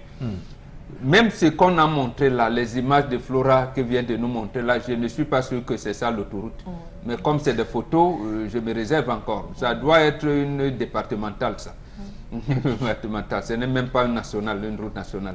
Donc, c'est comme quand on parle de l'autoroute, ça obéit à une nomenclature, à des normes précises. Et comment on a oublié que l'État devait verser ces 15%. Donc, c'est fait exprès. Et en plus, les Chinois disent c'est à l'État du Cameroun de procéder aux indemnisations. Et la loi dit qu'on doit indemniser les populations avant même d'entamer les travaux. Mais et chaque fois, on ne le fait pas. Et des autorités administratives sont même en prison par rapport à ça. Je pense même 2 anciens sous-préfets de la localité, il y en a un qui était nommé préfet qu'on est allé cueillir. Et le procès est plombé à Yaoundé. Dans le Ndé. Je rappelle, on a le cueilli dans le Ndé. Voilà, donc voilà. Ça, la je pense à vous. Voilà. D'abord, le nom de baptême port en eau profonde a été changé. Comme vous disiez tout à l'heure qu'on ne peut pas changer le nom de baptême. Le ministre Moutazi a fait changer. C'était port en eau profonde, il a changé. Il a dit complexe industriel portuaire. Il a encore changé. Il a rebaptisé port autonome de Kribi. Voilà. Et il a oublié que le port devait avoir accès au pays. Je veux dire, que c'est ça, vous faites un port, vous oubliez que... Et c'est ça, justement, là où on doit mettre le doigt et là où ça fait mal. Donc, à quoi sert un port pour un pays? C'est le basique. Oui. Je veux dire, lorsqu'on... On sort les conteneurs, on les laisse là-bas. On les tire par les grumiers. Les grumiers vont tirer. Et les conteneurs pour les amener, comme on fait avec les filles de bois. Sérieux, soyons sérieux. On doit pouvoir acheminer tout ce qui entre au pays et tout ce qui sort au pays vers ce port-là. On oublie la route. Alors s'il n'y a pas de route, s'il n'y a pas de route ni de voie ferrée pour ça, où va-t-on? Quelle politique a-t-on mise en place? C'est pourquoi tout à l'heure vous l'évoquiez, de navigation à vue, de politique qui procède par hésitation. Ça se voit très bien. On voit bien que les priorités ne sont pas celles qui sont actuellement, qui ont droit de citer actuellement. Cher Label Mbachou, qu'est-ce que ça vous inspire comme commentaire, ce rififi sur l'autoroute donc là? Monsieur Eric Fopoussi Negou, ce n'est pas le premier cas. En 11 mois, vous avez prêté 4 milliards à la Chine. En l'espace de 11 mois, vous avez atteint un record. 4 milliards de francs CFA pour des projets dits structurants. Je vous ai toujours dit que dans ce pays, lorsqu'on aborde la question d'un projet et qu'il y a affaire d'indemnisation, pour être sûr que l'affaire va marcher, qu'on réussisse d'avoir la première étape des indemnisations. Regardez l'axe d'autoroute Douala-Yaoundé. C'était plombé à quel niveau? Indemnisation. Regardez Kribi, bloqué à quel niveau? Indemnisation. Même Koten. Koten, indemnisation. Même sur l'axe de Kumbama, fait l'axe là, indemnisation. Lorsque vous depuis c'est livré, hein. Non, lorsque vous vivez... Kumbama fait livrer. Non, lorsque vous vivez ce type de choses au Cameroun, comprenez qu'à la fin, vous allez vous retrouver à mettre tout simplement les doigts dans de l'huile chaude. À vous mettre les doigts dans de l'huile chaude. Donc, vous les brûler. Les Chinois, mais bien sûr, nous sommes en train de brûler les doigts. Finalement, oui. Parce que sur tous les plans, tout ce qu'on a engagé en termes de réalisation avec la Chine, on ne va porter une côte-part, on l'a pratiquement pas fait. Le Cameroun ne l'a pratiquement pas fait. On a abandonné les projets structurants. Nous sommes sur la CAN maintenant. Tous les moyens sont orientés vers la CAN. Stade de football, stade annexe, hôtel, ceci. Et même ça, on n'est pas en train de les réaliser à 100%. Finalement, je reviendrai au mot de Lagarde qui avait dit... Christine Lagarde. Qui avait dit, il ne faut pas embrasser plusieurs lèvres à la fois. Vous avez trop embrassé, j'ai peur que vous ne puissiez terminer un seul. Un seul, mais c'est ça. Voilà là où nous sommes arrivés. Nous avons embrassé tellement de lièvres qu'à la fin, on ne sait plus. Tous les lièvres nous échappent. Ils sont en train tout simplement de jouer à l'heure actuelle à Marie-Madeleine. Et comme Bobok l'a dit, j'espère que le plein de superflu que Moutazi réussira à prendre avec le comptage physique, ça pourra aider à gérer. Alors, tendance pour cette autoroute Kribi-Lalobé qui devait servir qui devait arriver à aider pour joindre l'autoroute Douala-Yaoundé. Qui devait servir à ce que lorsque les marchandises entrent au Cameroun, qu'ils puissent circuler normalement. Même chose pour les marchandises qui sortent du Cameroun. Là, on est bloqué, on a un port qui marche, on a un port bon, je ne sais pas si ça va parce que il faut que j'aille tout de suite en besoin. On nous a montré les bateaux qui ont en besoin. Mais sauf que s'ils accostent et qu'il n'y a pas de route pour les acheminer, les conteneurs, comment on fait? Il y a les grumiers qui vont tirer. Comment on fait? Donc, voilà la situation dans laquelle on se trouve. Tu as un petit frère que tu veux aider à construire sa maison. Alors, vous signez un contrat. Il est prévu que tu apportes 85%. Pour l'agent qui va construire sa maison. Lui, il n'a que 15% à apporter, même comme c'est sa maison. Mais même les 15% là, c'est compliqué de sortir l'argent. Mais regarde, Eric, donc... Ce petit frère là est comment? Ce petit frère est comment? C'est qu'il a le gros cœur. C'est qu'il a le gros cœur. J'appelle ça un petit frère qui a le gros cœur. Il veut vraiment m'exploiter. De deux. Donc, Flora, ça veut dire que les Chinois ont décidé de ne plus travailler là-bas où c'est comment? Ils ont décidé de ne plus travailler. Oui, non, ils ne doivent pas prendre une décision et appliquer comme ça. Commencer à travailler, continuer à travailler. Comme ça, quand on va vous payer, on va défaquer le monde. On va voir le nombre de mois qu'on n'avait pas payé d'abord. Vous ne pouvez pas venir planter les travaux dans un pays comme ça. On va payer quand comment? Qui donne le délai? Le gouvernement ne donne pas de délai. Ils ont donné un délai au gouvernement. Encourager les gens. Encourager pour que pour décaisser l'argent, on compte soit même content. Le pays c'est facile, vous. Ce n'est facile nulle part. Tu as un petit frère, tu sors ton argent dans la poche, tu terrasses son terrain, tu fais la fondation, tu as 15% à apporter. Bon, moi je commence quand même. Mais tu commences quand même, tu fais tout, tu fais. Mais là, il m'a peut-être juste, c'est pas mettre les portes et tu dis, bon gars, vraiment, les 15%, donne l'argent. Bien, alors tu finis ta maison. Il te dit que non, continue d'abord, j'arrive avec. Ah non, tu as posé la question, ne comprenez pas dans le sens que tu posais la question. C'est pas possible, mon Dieu. Mais dans le sens, si j'étais à la place des Chinois, je devais toujours continuer. Si le matériel, pourquoi ne pas continuer en attendant qu'on fasse... Donc tu prends encore l'argent dans ta poche? Non, ce qui est sûr, on va payer. Tu vas à 100%, dis bon gars, on va payer. Comme tu es mon petit frère, je t'aime beaucoup. Ce qui est sûr, c'est qu'on va payer. J'ai fait. Dieu lui-même voit. Est-ce qu'ils sont partis où? Qui est mort? On va payer. Papa, s'il y a possibilité de continuer, pardon. Voilà, Dieu voit que j'ai fait du bien. Voilà. Du bien, du fond du cœur. Bon, cher partenaire chinois, voilà, ayez l'amabilité de nous aider à finir cette autoroute. Voilà ce que tu devais dire depuis. Voilà, et Dieu voit. Et Dieu voit tout. Dieu lui-même va vous récompenser. Il va vous récompenser. Oui. Et le Cameroun va évoluer. Et en finissant ça, vous allez encore gagner les gros gombos. Pourquoi pas? Dans tous les gombos maintenant du Cameroun, on va vous mettre dedans. Mais quand vous vous fâchez, vous laissez. Ça veut dire que le gros gombo, même qui vont dépasser ça, on va vous mettre de côté. C'est comme ça. Voilà. Florazé.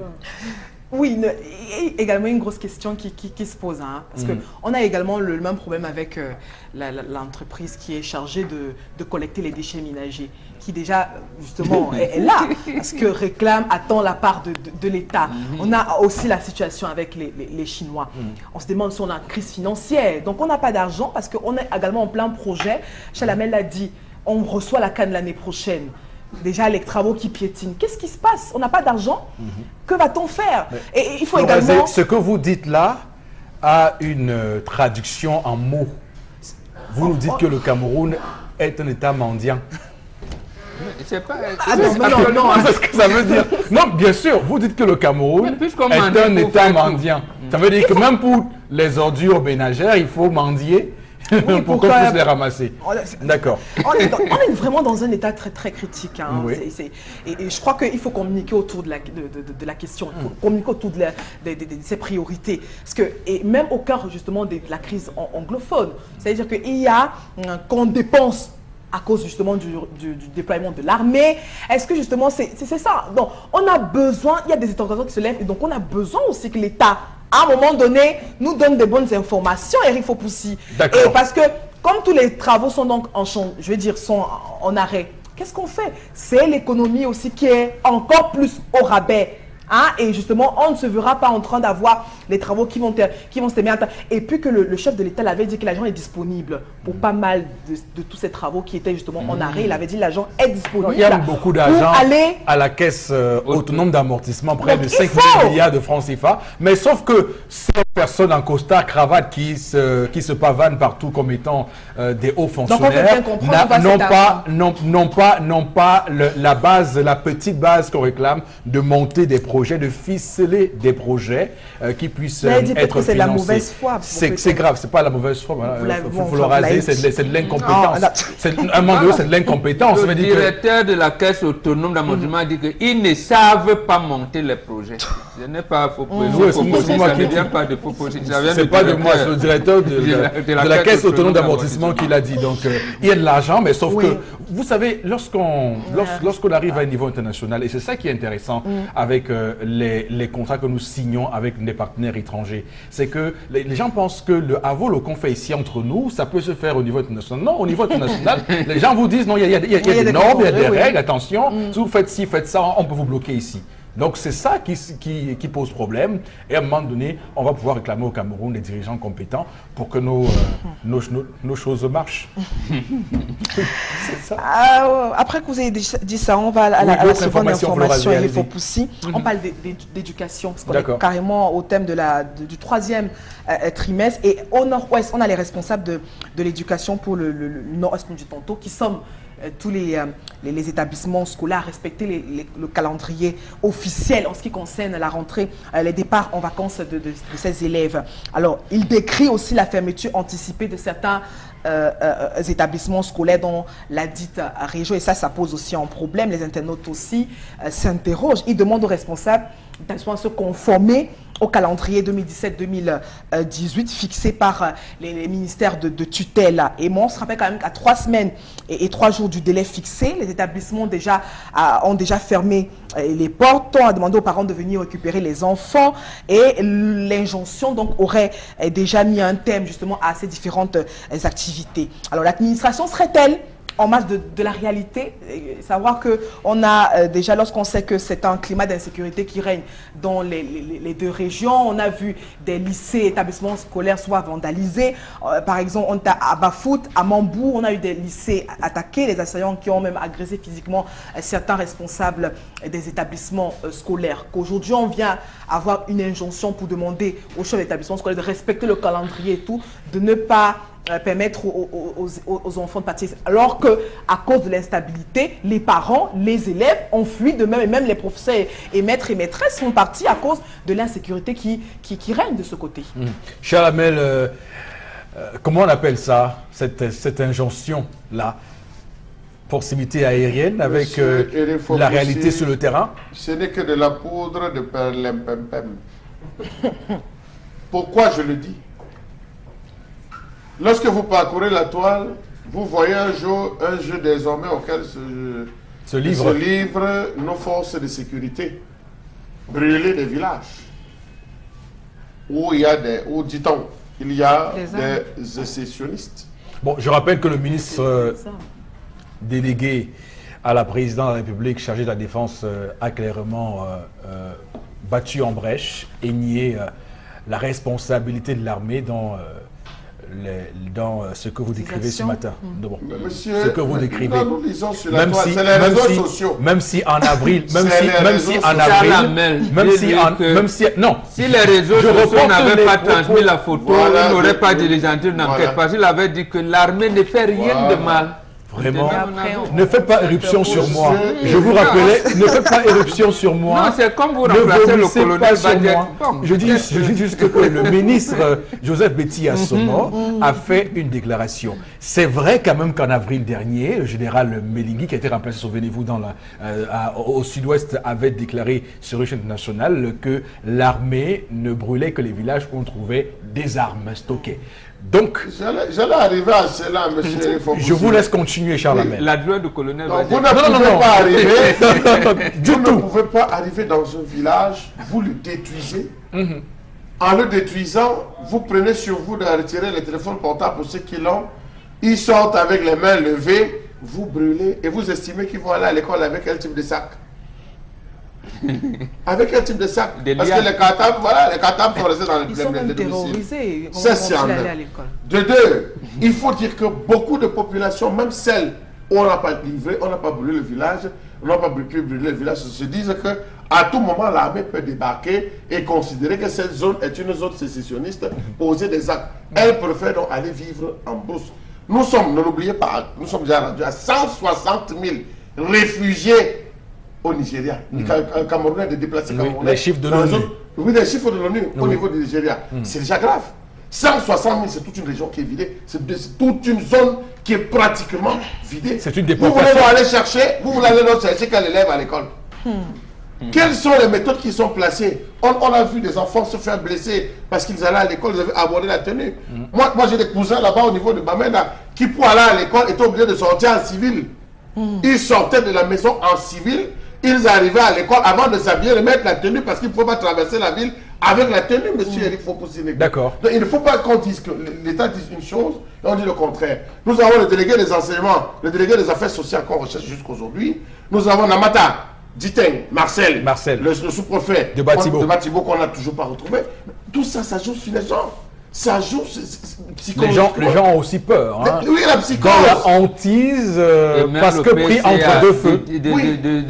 Même si ce n'est pas l'armée, même si c'est des sécessionnistes qui arborent les tenues de l'armée, pour poser, même si c'est des sécessionnistes qui arborent les tenues de l'armée, pour poser ce type d'exaction, je pense que l'armée, comme Bombo le dit ici, doit avoir unicité de la défense. Nous devons être unis. Voilà, et universalité également. Universalité de la défense. Mais on n'est pas à ce niveau, on n'est pas rendu à ce niveau. Les populations ont peur de tout le monde, et des sécessionnistes, et les ont maintenus. Donc forcément, laissez-les prendre la clé des champs, aller se débrouiller là où ils vont en brousse. Peut-être l'école qu'ils font là-bas en brousse est la meilleure. Et donc, Achille Bembe, dans un magnifique brûlot sur sa page Facebook, Bengan, parle de la crise dans ces deux régions du Cameroun. Il évoque une troisième voie, la possibilité d'une troisième voie, d'une alternative à ces belligérants qui sont actuellement en train de se faire la guerre. Une guerre qui qualifie de sale, la sale guerre, ce sont les propos de Achille Bembe. Alors, vous pensez que cette troisième voie pourrait se muer comment pour sortir de cette crise? Justement, il y aurait ingérence des forces extérieures à cela. Parce que si l'ONU ou l'Union africaine, le Commonwealth viendrait, ça allait être mauvais pour le Cameroun. C'est-à-dire qu'on allait mettre le Cameroun entre parenthèses ou alors sous la tutelle. Mais maintenant, sur le plan local, lui-même, Achille, malgré sa démarche scientifique, on n'arrive pas. Parce qu'au finish, il y aura que le président de la République acceptera-t-il cela. C'est là le problème. Voilà. Puisqu'on parle de cesser le feu. Les maires de la nation ont engagé une action. L'Église catholique également, qui a l'essentiel des collèges, les écoles là-bas, y compris des centres de santé, a écrit dernièrement au président de la République, a fait des résolutions lors de la conférence épiscopale. On n'arrive toujours pas à trouver. C'est là la principale difficulté. D'accord. Donc, malheureusement, nous sommes bloqués. D'accord. Le blocage va continuer si on ne bouge pas le petit doigt. Florazé, la dernière information de ce matin. Oui, divertissement. Alors, vous vous souvenez que le 12 mai dernier, on accueillait sur le sol camerounais Fally Ipupa, une des stars de la musique congolaise. Tokos. Tokos. Ah, c'est Tokos. Hein. Tokos. T-O-K-O-2-S. Alors, maintenant... Vous savez, il a fait ça le comble. Il a fait ça le comble au Palais des Sports à Yaoundé. Mais après ce concert, on a donc eu une réaction de l'artiste ténor, lui camerounais, qui s'est donc lâché sur sa page Facebook. Et il a dit, je cite, « Vous allez remplir le Palais des Sports pour des artistes venus d'ailleurs, mais vous n'êtes pas prêts à le faire pour les vôtres. » Donc très remonté, le rappeur camerounais est donc en colère contre le comportement de certains fans de musique au Cameroun qui, selon lui, donnent plus d'importance aux étrangers, à la musique étrangère. Voilà donc ce type de réaction. Bon, vous savez, sur la toile, ça va dans tous les sens. Certains estiment que les artistes musiciens ne proposent pas toujours de la bonne graine au public, et qu'ailleurs il y a quand même toute une équipe. Comment se fait-il que Fally Ipupa arrive au Cameroun et face à Salcom avec ce tout nouvel album qui est prisé par les jeunes et pratiquement même toutes les générations au Cameroun, puisqu'il a fait Salcom. Donc on s'interroge aussi sur la politique même des artistes camerounais à qui de temps en temps font les guéguerres, etc. Est-ce que c'est pas ça en fait qui a brisé cette communion, ce lien qu'il y avait auparavant entre le mélomane et son artiste? On s'interroge sur la toile. Non mais c'est pas, hein. Parce qu'avant on avait... Non mais attention, parce que après comment on peut interpréter cette sortie de l'artiste ténor? Il faut faire attention parce que le Cameroun n'est pas un pays qui vient d'autarcie. Le Cameroun est un pays ouvert. Le Cameroun a des rapports avec ses voisins. Fally Ipupa n'est pas un être qui vient de Mars. Il vient de Kinshasa, qui est un pays africain. Et donc, il faut faire attention aux mots. Même si derrière il y a une belle intention, ça peut être interprété comme une forme de xénophobie. Voilà, donc attention de la peur de l'étranger, parce que à un moment donné, vous aurez la parole. Soyez pas pressés. Vous aurez la parole, Florazé. Bon, Bengan aura aussi la parole tout à l'heure. Chalamel aura la parole. Il ne faut pas qu'on fasse comme l'autre fois avec Charles du Petit Panda sur ces sujets-là. Ah, je j'aurais bien aimé. Oui. Alors, bon, Bengan, est-ce que déjà à votre époque, ce type de questions se posait où les artistes camerounais devaient réclamer le soutien de la part du public qui semblait être beaucoup plus intéressé, entre guillemets, par des artistes venus d'ailleurs? Non, le problème ne se posait pas. Oui. Que ce soit Cromwell Nzé, que vous n'avez pas connu, le frère aîné de Anne-Marie Nzé, et à Manu Dibango, Francis. J'ai quand même, parce qu'il a étudié. Cromwell. Il chantait à Tangana, vous n'étiez pas là. Oui, mais après, j'ai pris. D'accord. Bon, mais non, le problème ne se posait pas. Le problème ne se posait pas en ces termes, parce que, quoi qu'on dise, Aïdjo avait quand même un embryon de politique culturelle dans le pays. D'abord, c'est lui qui avait conçu les centres culturels camerounais. Et il y avait un ensemble national. Donc, et le Radio Cameroun diffusait à longueur de journée la musique des Camerounais. C'est-à-dire que c'était là, il y avait également les récompenses en fin d'année, disque d'or, disque de l'année. C'était les épis d'or, non, des disques d'or. C'est ça, commencé par les épis d'or, avant de devenir disque d'or. Donc, ça existait. Bon, attendez-vous, voilà. Parce que nous sommes perdus. Non, il peut je dis que les épis d'or avant les disques d'or. Tout à fait. Donc, ça n'existait pas. Il y avait le Grand Prix de la République donné par le président Idiot. Tout à fait. Donc, ça n'existe. Ça commence en milieu des années 80. Et justement, lorsque même la chaîne nationale, qui était unique, commençait à diffuser ce qu'on appelait le Kwasa Kwasa.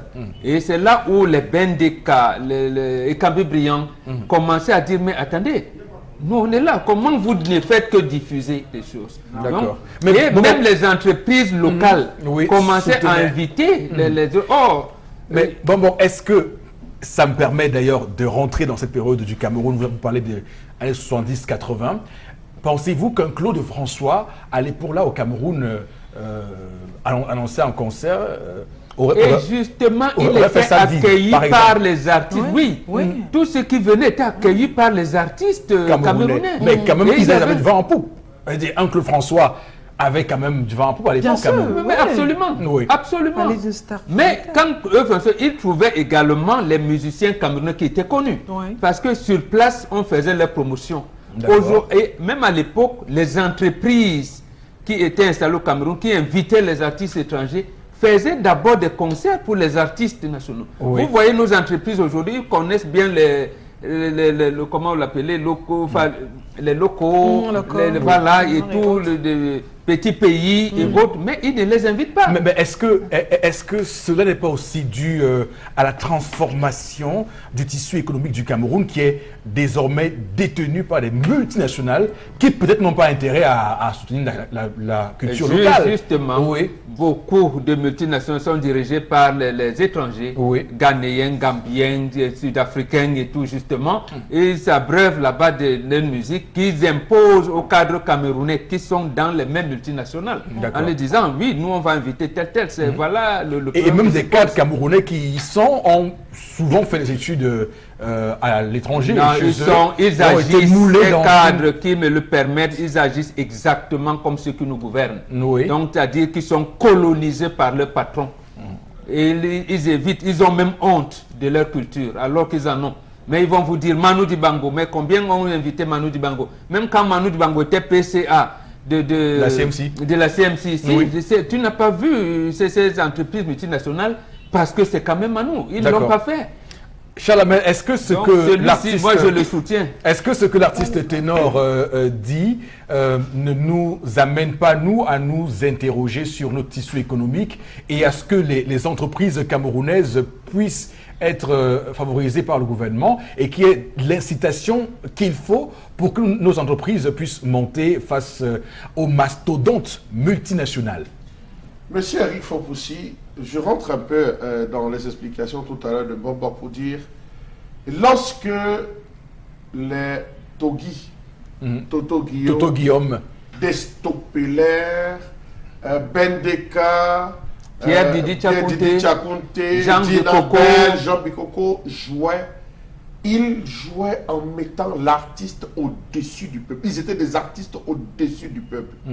Ils n'existaient en tant qu'artistes que lorsqu'ils étaient sur la scène. Sortis de la scène, ils rentraient dans les studios. Sortis de la scène, ils rentraient travailler. Aujourd'hui, il y a toute une industrie qui tourne tout autour de l'artiste. Parce que l'artiste a un nom, parce que l'artiste s'est démarqué, il y a tout un mécanisme qui se met en place. Il y a le manager qui rentre, il y a le communicateur qui rentre. Combien d'artistes camerounais tournent avec un communicateur? Combien d'artistes camerounais ont un manager? Combien d'artistes camerounais, lorsque vous frappez sur Google, ont une biographie en bonne et due forme? Combien d'artistes camerounais peuvent se balader en vous disant voici mon pressbook? Combien sont-ils? Ils sont pas nombreux. Vous les voyez écumer les rues, bâcher sur des bennes sikim, assis dans les... Non, il faut dire, ça il faut dire, l'artiste doit se lever. L'artiste a besoin, il y a toute une industrie qui tourne et l'artiste a besoin d'être celui-là qu'on respecte. Rappelez-vous, il y a encore 10, 15, 20 ans, on avait le tour du Cameroun. J'ai eu la chance d'assister à un tour du Cameroun avec, comment on appelle, cet artiste, Misengo François. Ils ont fait le tour du Cameroun, accompagné par une entreprise brassicole. Ils jouaient dans toutes les villes. Mon Dieu, il fallait voir les populations qui sortaient pour regarder. Pour à peine que vous vous êtes connecté sur Facebook, vous rencontrez votre artiste, il demande le numéro, vous envoyez, vous pouvez l'appeler, vous pouvez discuter. Ce n'est pas ça. L'artiste, c'est toute une personnalité. L'artiste, c'est une autre vision. Et je pense qu'ici au Cameroun, on doit retravailler cela. Donc, au-delà du tissu économique qu'il faut revoir, vous pensez que les artistes doivent aujourd'hui se remettre eux-mêmes en question ils ne peuvent pas, puisqu'on est en plein débrouillardise. D'accord. Il y a aussi peut-être le public camerounais qui doit peut-être beaucoup plus s'attacher à une consommation locale. Pour la consommation locale, rassurez-vous, les Camerounais consomment déjà. D'accord, ok. Les Camerounais consomment déjà. Tendance également, on va dire un mot sur cette sortie de ténor et Fally Ipupa, qui semble avoir beaucoup de succès. Je le dis parce que moi Fally Ipupa, hein, c'est ma tasse de thé chaque matin. Hein, donc après, si vous voulez qu'il soit étranger ou pas étranger, d'abord il chante bien, il danse bien et c'est bon. Oui. La mine me distrait. C'est-à-dire? Il est là, il me distrait. C'est quoi non Constille Lamine? On a même giflé Fally. On me dit qu'il a reçu une balayette à Yaoundé. Donc il a eu une claque. Et je vais commencer en disant que Ténor a raison parce que les organisateurs des spectacles là, vous ne respectez pas nos artistes. Absolument. Vous partez chercher les artistes d'ailleurs pour payer les milliards alors que si les gars chantent. Après vous avez dit que les gars chantent au Cameroun. Les gars, il y a les chanteurs. Il y a les enfants qui chantent. Il faut juste le manager. Je suis derrière Ténor, papa. Moi aussi. Je suis derrière toi. Parce que tu ne peux pas aller donner l'argent ailleurs. Oui, le Cameroun, c'est un pays hospitalier, en bon français. On reçoit tout le monde. Mais on pouvait joindre à Fally Ipupa certains artistes camerounais pour montrer qu'on n'est pas en train de s'aimer la zizanie. C'est tout comme ça que vous faites. Est-ce qu'ailleurs on peut nous jouer comme on joue les étrangers ici? Non. Est-ce qu'ailleurs on nous invite, on nous respecte comme on respecte Fally? Il y a un délinquant qui est sorti parmi, il a donné une balayette. Qu'on l'interviewe. C'était un fan. C'était un fan maman. Qui voulait à tout prix... Il voulait à tout prix toucher Fally Ipupa. La même chose que Babara Kanam est arrivé ici au Cameroun, il y a quelqu'un qui a croqué ses seins. Même si on lui dit n'importe quoi de venir au Cameroun inspecteur, même si on paie les milliards, il ne vient plus. Respectez vos artistes camerounais. Revenez comme avant, comme à l'époque de nos ancêtres. À l'époque de nos ancêtres... Encore faut-il chanter comme eux. Oui, il y a les gars qui chantent.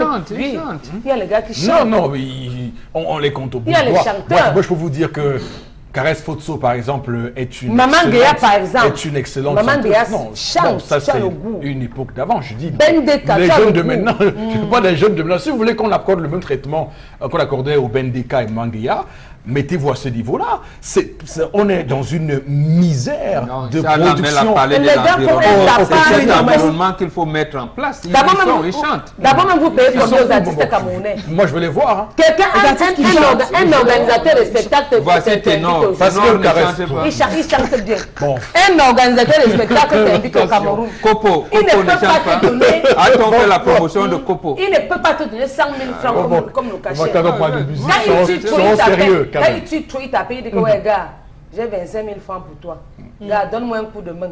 Gars, j'ai 10 000 francs pour toi. Aucun respect. Vous croyez qu'on se lève un matin comme ça pour avoir l'inspiration?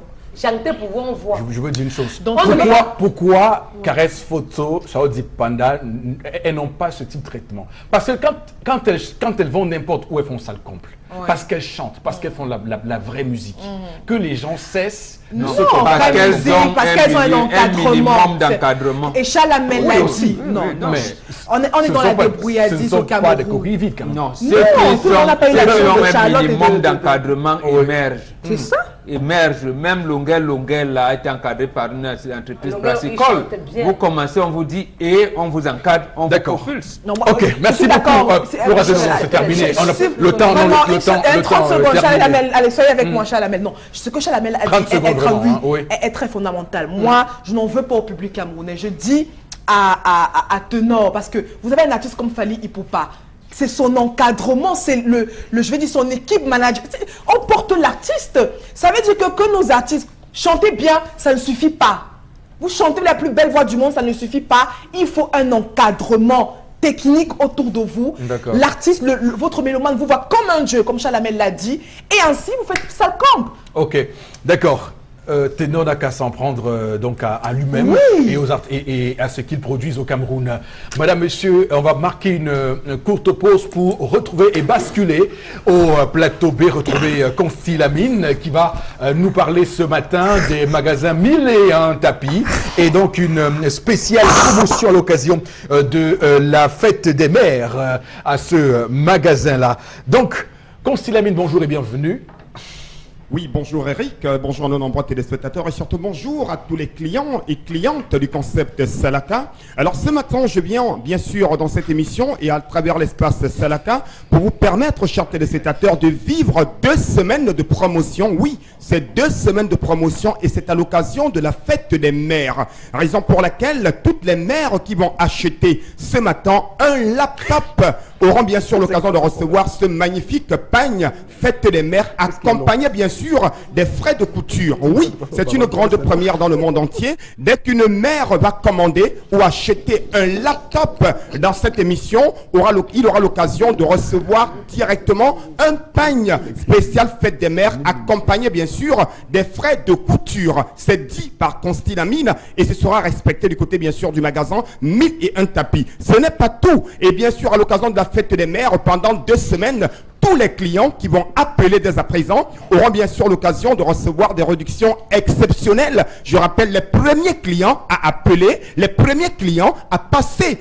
au magasin 1001 tapis auront bien sûr l'occasion de recevoir des réductions exceptionnelles sur les prix qui seront affichés, accompagnés bien sûr d'un morceau de savon de 400 grammes. Oui, bien entendu, un morceau de savon de 400 grammes. Et bien sûr, les autres clients qui vont acheter un laptop auront bien sûr l'occasion de recevoir gratuitement un fer à vapeur. Donc en guise de rappel, nous rappelons bien sûr que toutes les mères qui vont passer leur commande dès à présent recevront gratuitement un pagne spécial fête des mères et bien sûr des fers à vapeur pour les autres clients, sans oublier également des morceaux de savon pour tous les clients qui vont se rendre au magasin 1001 tapis. Quel qu'en soit où vous êtes, vous allez recevoir votre pagne et votre morceau de savon. Alors nous allons tout de suite commencer la vente, tout en rappelant à nos clients de Yaoundé, je serai à Yaoundé ce samedi et ce vendredi et bien sûr du côté bien sûr des Bolova. Alors je rappelle donc tout de suite nous allons commencer par la présentation des lustres. Ce sont des lustres de qualité supérieure, vous les avez à partir de 40 000 francs. Au magasin 1001 tapis, je dis bien des lustres de qualité, vous les avez à partir de 40 000 francs. Au magasin 1001 tapis pour la décoration de vos bureaux, la décoration de votre chambre, de votre salon. Voici donc des lustres de qualité supérieure au magasin 1001 tapis. Et dès que vous appelez, nous appliquons encore une réduction sur les prix de ces lustres.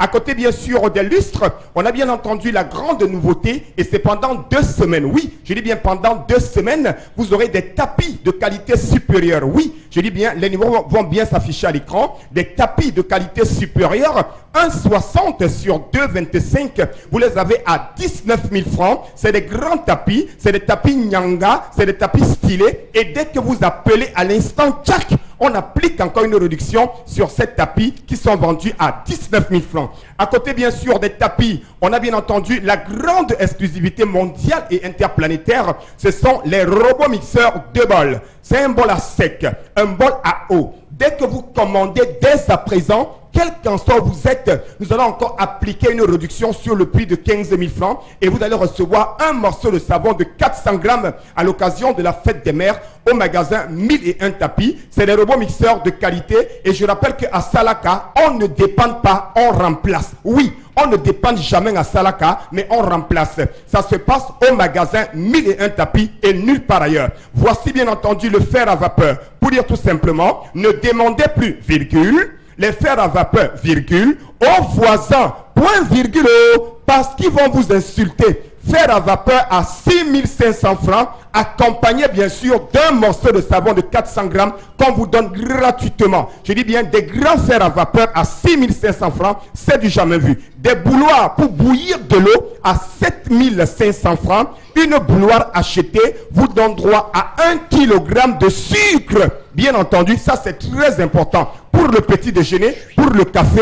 Et dès que vous commandez la bouilloire à l'instant, vous recevez encore une légère réduction sur cette bouilloire qui est déjà vendue à 7 500. C'est au magasin 1001 tapis et nulle part ailleurs. La suite, c'est avec des oufeurs. Ah ben oui, ceux qui veulent danser, écouter les informations. Et bien entendu, vous avez donc des oufeurs à 25 000 au magasin 1001 tapis et nulle part ailleurs. C'est à Aqua en face Palais d'Ika. Les laptops, oui, j'ai dit chaque mère qui va commander un laptop dès à présent recevra un pain spécial fête des mères. 75 000 francs. Oui, pour les papas, pour les élèves, un fer à vapeur qu'on vous donne gratuitement. Mais pour les mères, c'est un pain fête des mères. 75 000 francs. Le laptop Corps de Dieu au magasin 1001 tapis. Un laptop performant avec garantie. Et je rappelle qu'on ne dépend pas, on remplace. À côté, bien sûr, des laptops, on a les ordinateurs complets pour les bureaux, pour les délégués, pour les procureurs, quel qu'en soit votre titre, un ordinateur complet à 47 500 francs. Ça se passe à 1001 tapis et nulle part ailleurs. Alors là, voici l'ordinateur qui fait courir plus d'une personne. Laptop Core i3. Au lieu de 250 000 francs, vous l'avez à 110 000 avec garantie. Il a 4 Go de RAM, 160 Go de disque dur, lecteur et graveur DVD, Wi-Fi à 110 000 francs. Et dès que vous appelez, on applique encore la réduction, accompagné bien sûr d'un fer à vapeur pour les papas et les messieurs, ou alors un pain pour les mères. Les portes cure-dents, vous les avez à 2000 francs. Et dès que vous commandez à présent, on applique encore la réduction sur ce porte-cuir-là automatique.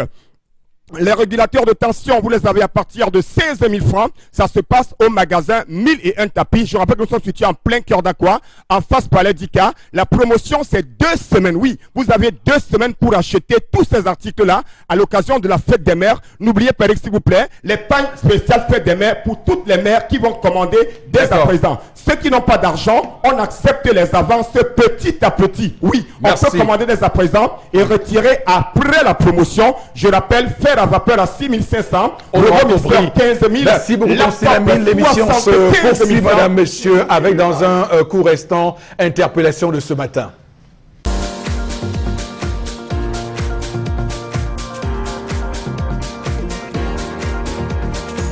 Le développement des progrès dans notre pays commence par le pont de Vouri, quittant de Bounabéry et de Rond-Point. Et ce n'est pas juste d'abord parce que la voie sera ouverte tellement pour la ville. Et la ville serait étouffée. Nous voulons une présélection passant par derrière Saké, en quittant de Dedo, parce que tout l'ouest passe par derrière Saké. Passant par derrière Saké, ça serait bien. Et nous remercions ces travaux-là juste parce que tout chemin vient tourner vers rond-point. Avant de finir ces travaux, il y aura toujours l'embouteillage. Nous pleurons tellement sur ces vastes chantiers que ça nous décante la circulation en ville. Et avec tous ces chantiers-là, même toute la ville est étouffée. Nous ne connaissons même pas, nous n'arrivons même pas à supporter nos travaux, nos travaux. Comme je suis taximan, toute la ville est circulée, toute la ville ne circule pas bien. Tout chemin mène en Dokoti. Ça dépasse la police à diriger. Et tous nos frères Benskinais, je souhaite qu'ils ne gardent plus dans les grands carrefours. Ils essaient de voir que le carrefour de rond-point n'est pas un stationnement. Ils laissent pour que la police essaie de s'orienter. Ils maîtrisent le feu rouge et les sens interdits pour que notre pays avance comme nous voulons. Et nous souhaitons que la police essaie de sanctionner tous les sens interdits. On arrête tout, on pénalise tout le monde. Ça fait partie de tout ce qu'on veut à l'État. Et c'est ça que la police se met à sa tenue. Il doit travailler fort et la communauté doit travailler fort tous les sens, tout le budget qu'on a voté pour les sens interdits. Le rond-point n'est pas un endroit de commerçants. Il faut que tous les Camerounais soient sûrs qu'on ne doit pas les maltraiter, on ne doit pas les chicoter. Après, ils saluent le gouvernement, que le gouvernement est en train de faire ceci, cela. Et donc pour en parler sur ce plateau, Bengan, juste un petit mot sur ce qu'a dit le compatriote, parce qu'il a clairement déroulé de nombreuses belles choses. Non, ça fait partie des ambitions non réalisables du renouveau. Donc c'est tout ce que je peux dire. Les ambitions non réalisables. Le chef de l'État est venu poser la première pierre, il est parti. On a dit le deuxième pont, Abidjan au troisième. Au troisième pont à Abidjan. Nous, au lieu de dire on a remplacé le dernier, le vieux pont par le nouveau, on dit deux ponts. Moi, je vois un seul. Et d'un côté comme de l'autre, on a bloqué les issues. D'accord. Voilà pour interpellation de ce matin. On va aller chercher donc la suite de ce programme. Est-ce que la nourriture colle constamment à votre poêle? Fatigué de frotter, gratter et d'abîmer vos poêlons? Eh bien, j'ai la solution. Bonjour, ici Cathy Mitchell, avec ma nouvelle poêle Red Copper. Cette poêle révolutionnaire est faite de céramique non collante et de cuivre super solide. Garantie de rester sans égratignure, pas de rayures et pas de résidus collés. Elle est légère et extra résistante. Elle ne s'égratigne pas et elle ne s'effrite pas dans votre repas. Regardez, des biscuits trempés dans le sucre à la cannelle et glacés de caramel collant. Mettez au four. Red Copper va au four avec sa poignée qui résiste jusqu'à 500 degrés Fahrenheit. Et le tout glisse tout seul. Miam! Cuisine et santé. Des lanières de poulet presque sans gras et presque sans huile. Red Copper utilise un cuivre pur à 100%, si durable que vous pouvez couper du beefsteak et des oignons pour un sandwich au steak et fromage fondant. Rien ne colle. Battez-y les œufs sans bol à mélanger. Vous gagnerez du temps. La poêle Red Copper est sans PFOA ni PTFE. Elle est sécuritaire pour vous et votre famille. Flambez vos desserts, grillez du poisson ou faites cuire un poulet au parmesan. Tout glisse facilement, même le sucre caramélisé ne colle pas. Versez sur des arachides pour une délicieuse gâterie. Vous aurez toujours une poêle propre. Fouetter, cuire, frire et même retourner. C'est vraiment la poêle la plus polyvalente sur le marché. Et en plus, elle va au lave-vaisselle. Est-ce que la nourriture... Alors d'accord, c'était bien entendu là le spot qu'on a pu d'ailleurs apprécier en image, bien entendu. Alors, chers téléspectateurs, je reviens cette fois-ci pour vendre notre produit. Et ce produit, vous le connaissez déjà, vous l'aimez? Ah ben oui, chacun veut l'avoir. C'est bien entendu la poêle Red Copper. Elle ne coûte que la somme de 15 000 francs. Ah ben oui, je dis bien 15 000 pour une magnifique poêle arrosée bien sûr de plusieurs années de garantie. Pour dire tout simplement, vous allez l'utiliser, vos enfants vont l'utiliser, vos petits-enfants vont l'utiliser, vos arrière-petits-enfants vont l'utiliser parce qu'elle est de qualité supérieure. Elle ne colle pas, elle est médicale. Alors c'est l'occasion plus que jamais d'attirer l'attention de tous nos téléspectateurs, de tous les clients du concept Salaka, de pouvoir appeler dès à présent et de commander cette poêle Red Copper au prix de 15 000 francs seulement. Ceux qui sont bien sûr du côté de Chang, parce qu'on a reçu quelques messages tout à l'heure. Alors nos amis bien sûr de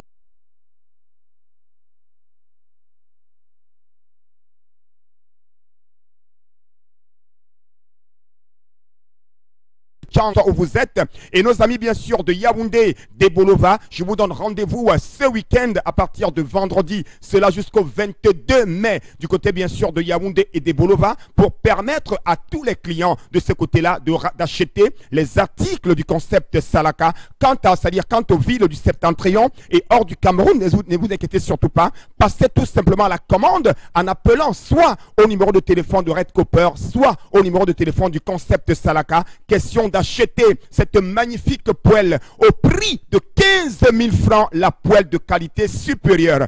À côté, bien sûr, des poêles, on a également cette paire de gants. Oui, c'est super gants. Ah ben oui, comme son nom l'indique, c'est super. Ce sont des gants pratiques pour une cuisine de qualité. Ah ben oui, elle vous permet d'être à l'abri des brûlures, quel que soit, bien entendu, votre besoin. Le concept Salaka vous permet de l'avoir. Les gants coûtent 6 000 francs pour ceux qui veulent uniquement les gants. Et pour ceux qui vont appeler dès à présent, qui vont prendre les deux produits, notamment la poêle Red Copper et la paire de super gants, vous aurez les deux produits au prix de 18 500 francs. Oui, je dis bien au prix de 18 500 francs. Vous aurez donc ces deux produits au prix de 18 500 francs. Alors, une fois de plus, n'achetez plus n'importe où, ne commandez plus n'importe où. Faites confiance au concept Salaka, le concept du moins cher. Et je ne saurais partir sans dire merci à une grande cliente du côté des Bolova, la ravissante Cynthia, qui nous écoute en ce moment. Rendez-vous ce week-end des Bolova. Avant, je me faisais brûler les mains tout le temps pour pouvoir servir tous mes clients. Mais ça, c'était avant de m'offrir ces gants. Et oui, Gigi, avec Super Gants, manipuler des casseroles en pleine ébullition, des marmites ultra chaudes, des grillades à la poêle, au four et au barbecue, tout y passe. Et vous n'avez pas tout vu. Fabriqué à base de silicone, Super Gants est anti-brûlure, anti-chaleur et fait gagner du temps.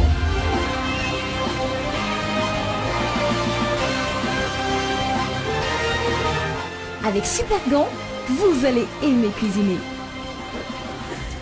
Voilà, c'est sur un air de Fally Ipupa Ninja featuring R. Kelly qu'on va évidemment vous dire qu'on vous aime très fort sur Equinos Télévision, madame, monsieur. Passez une très très bonne journée et que Dieu bénisse le Cameroun.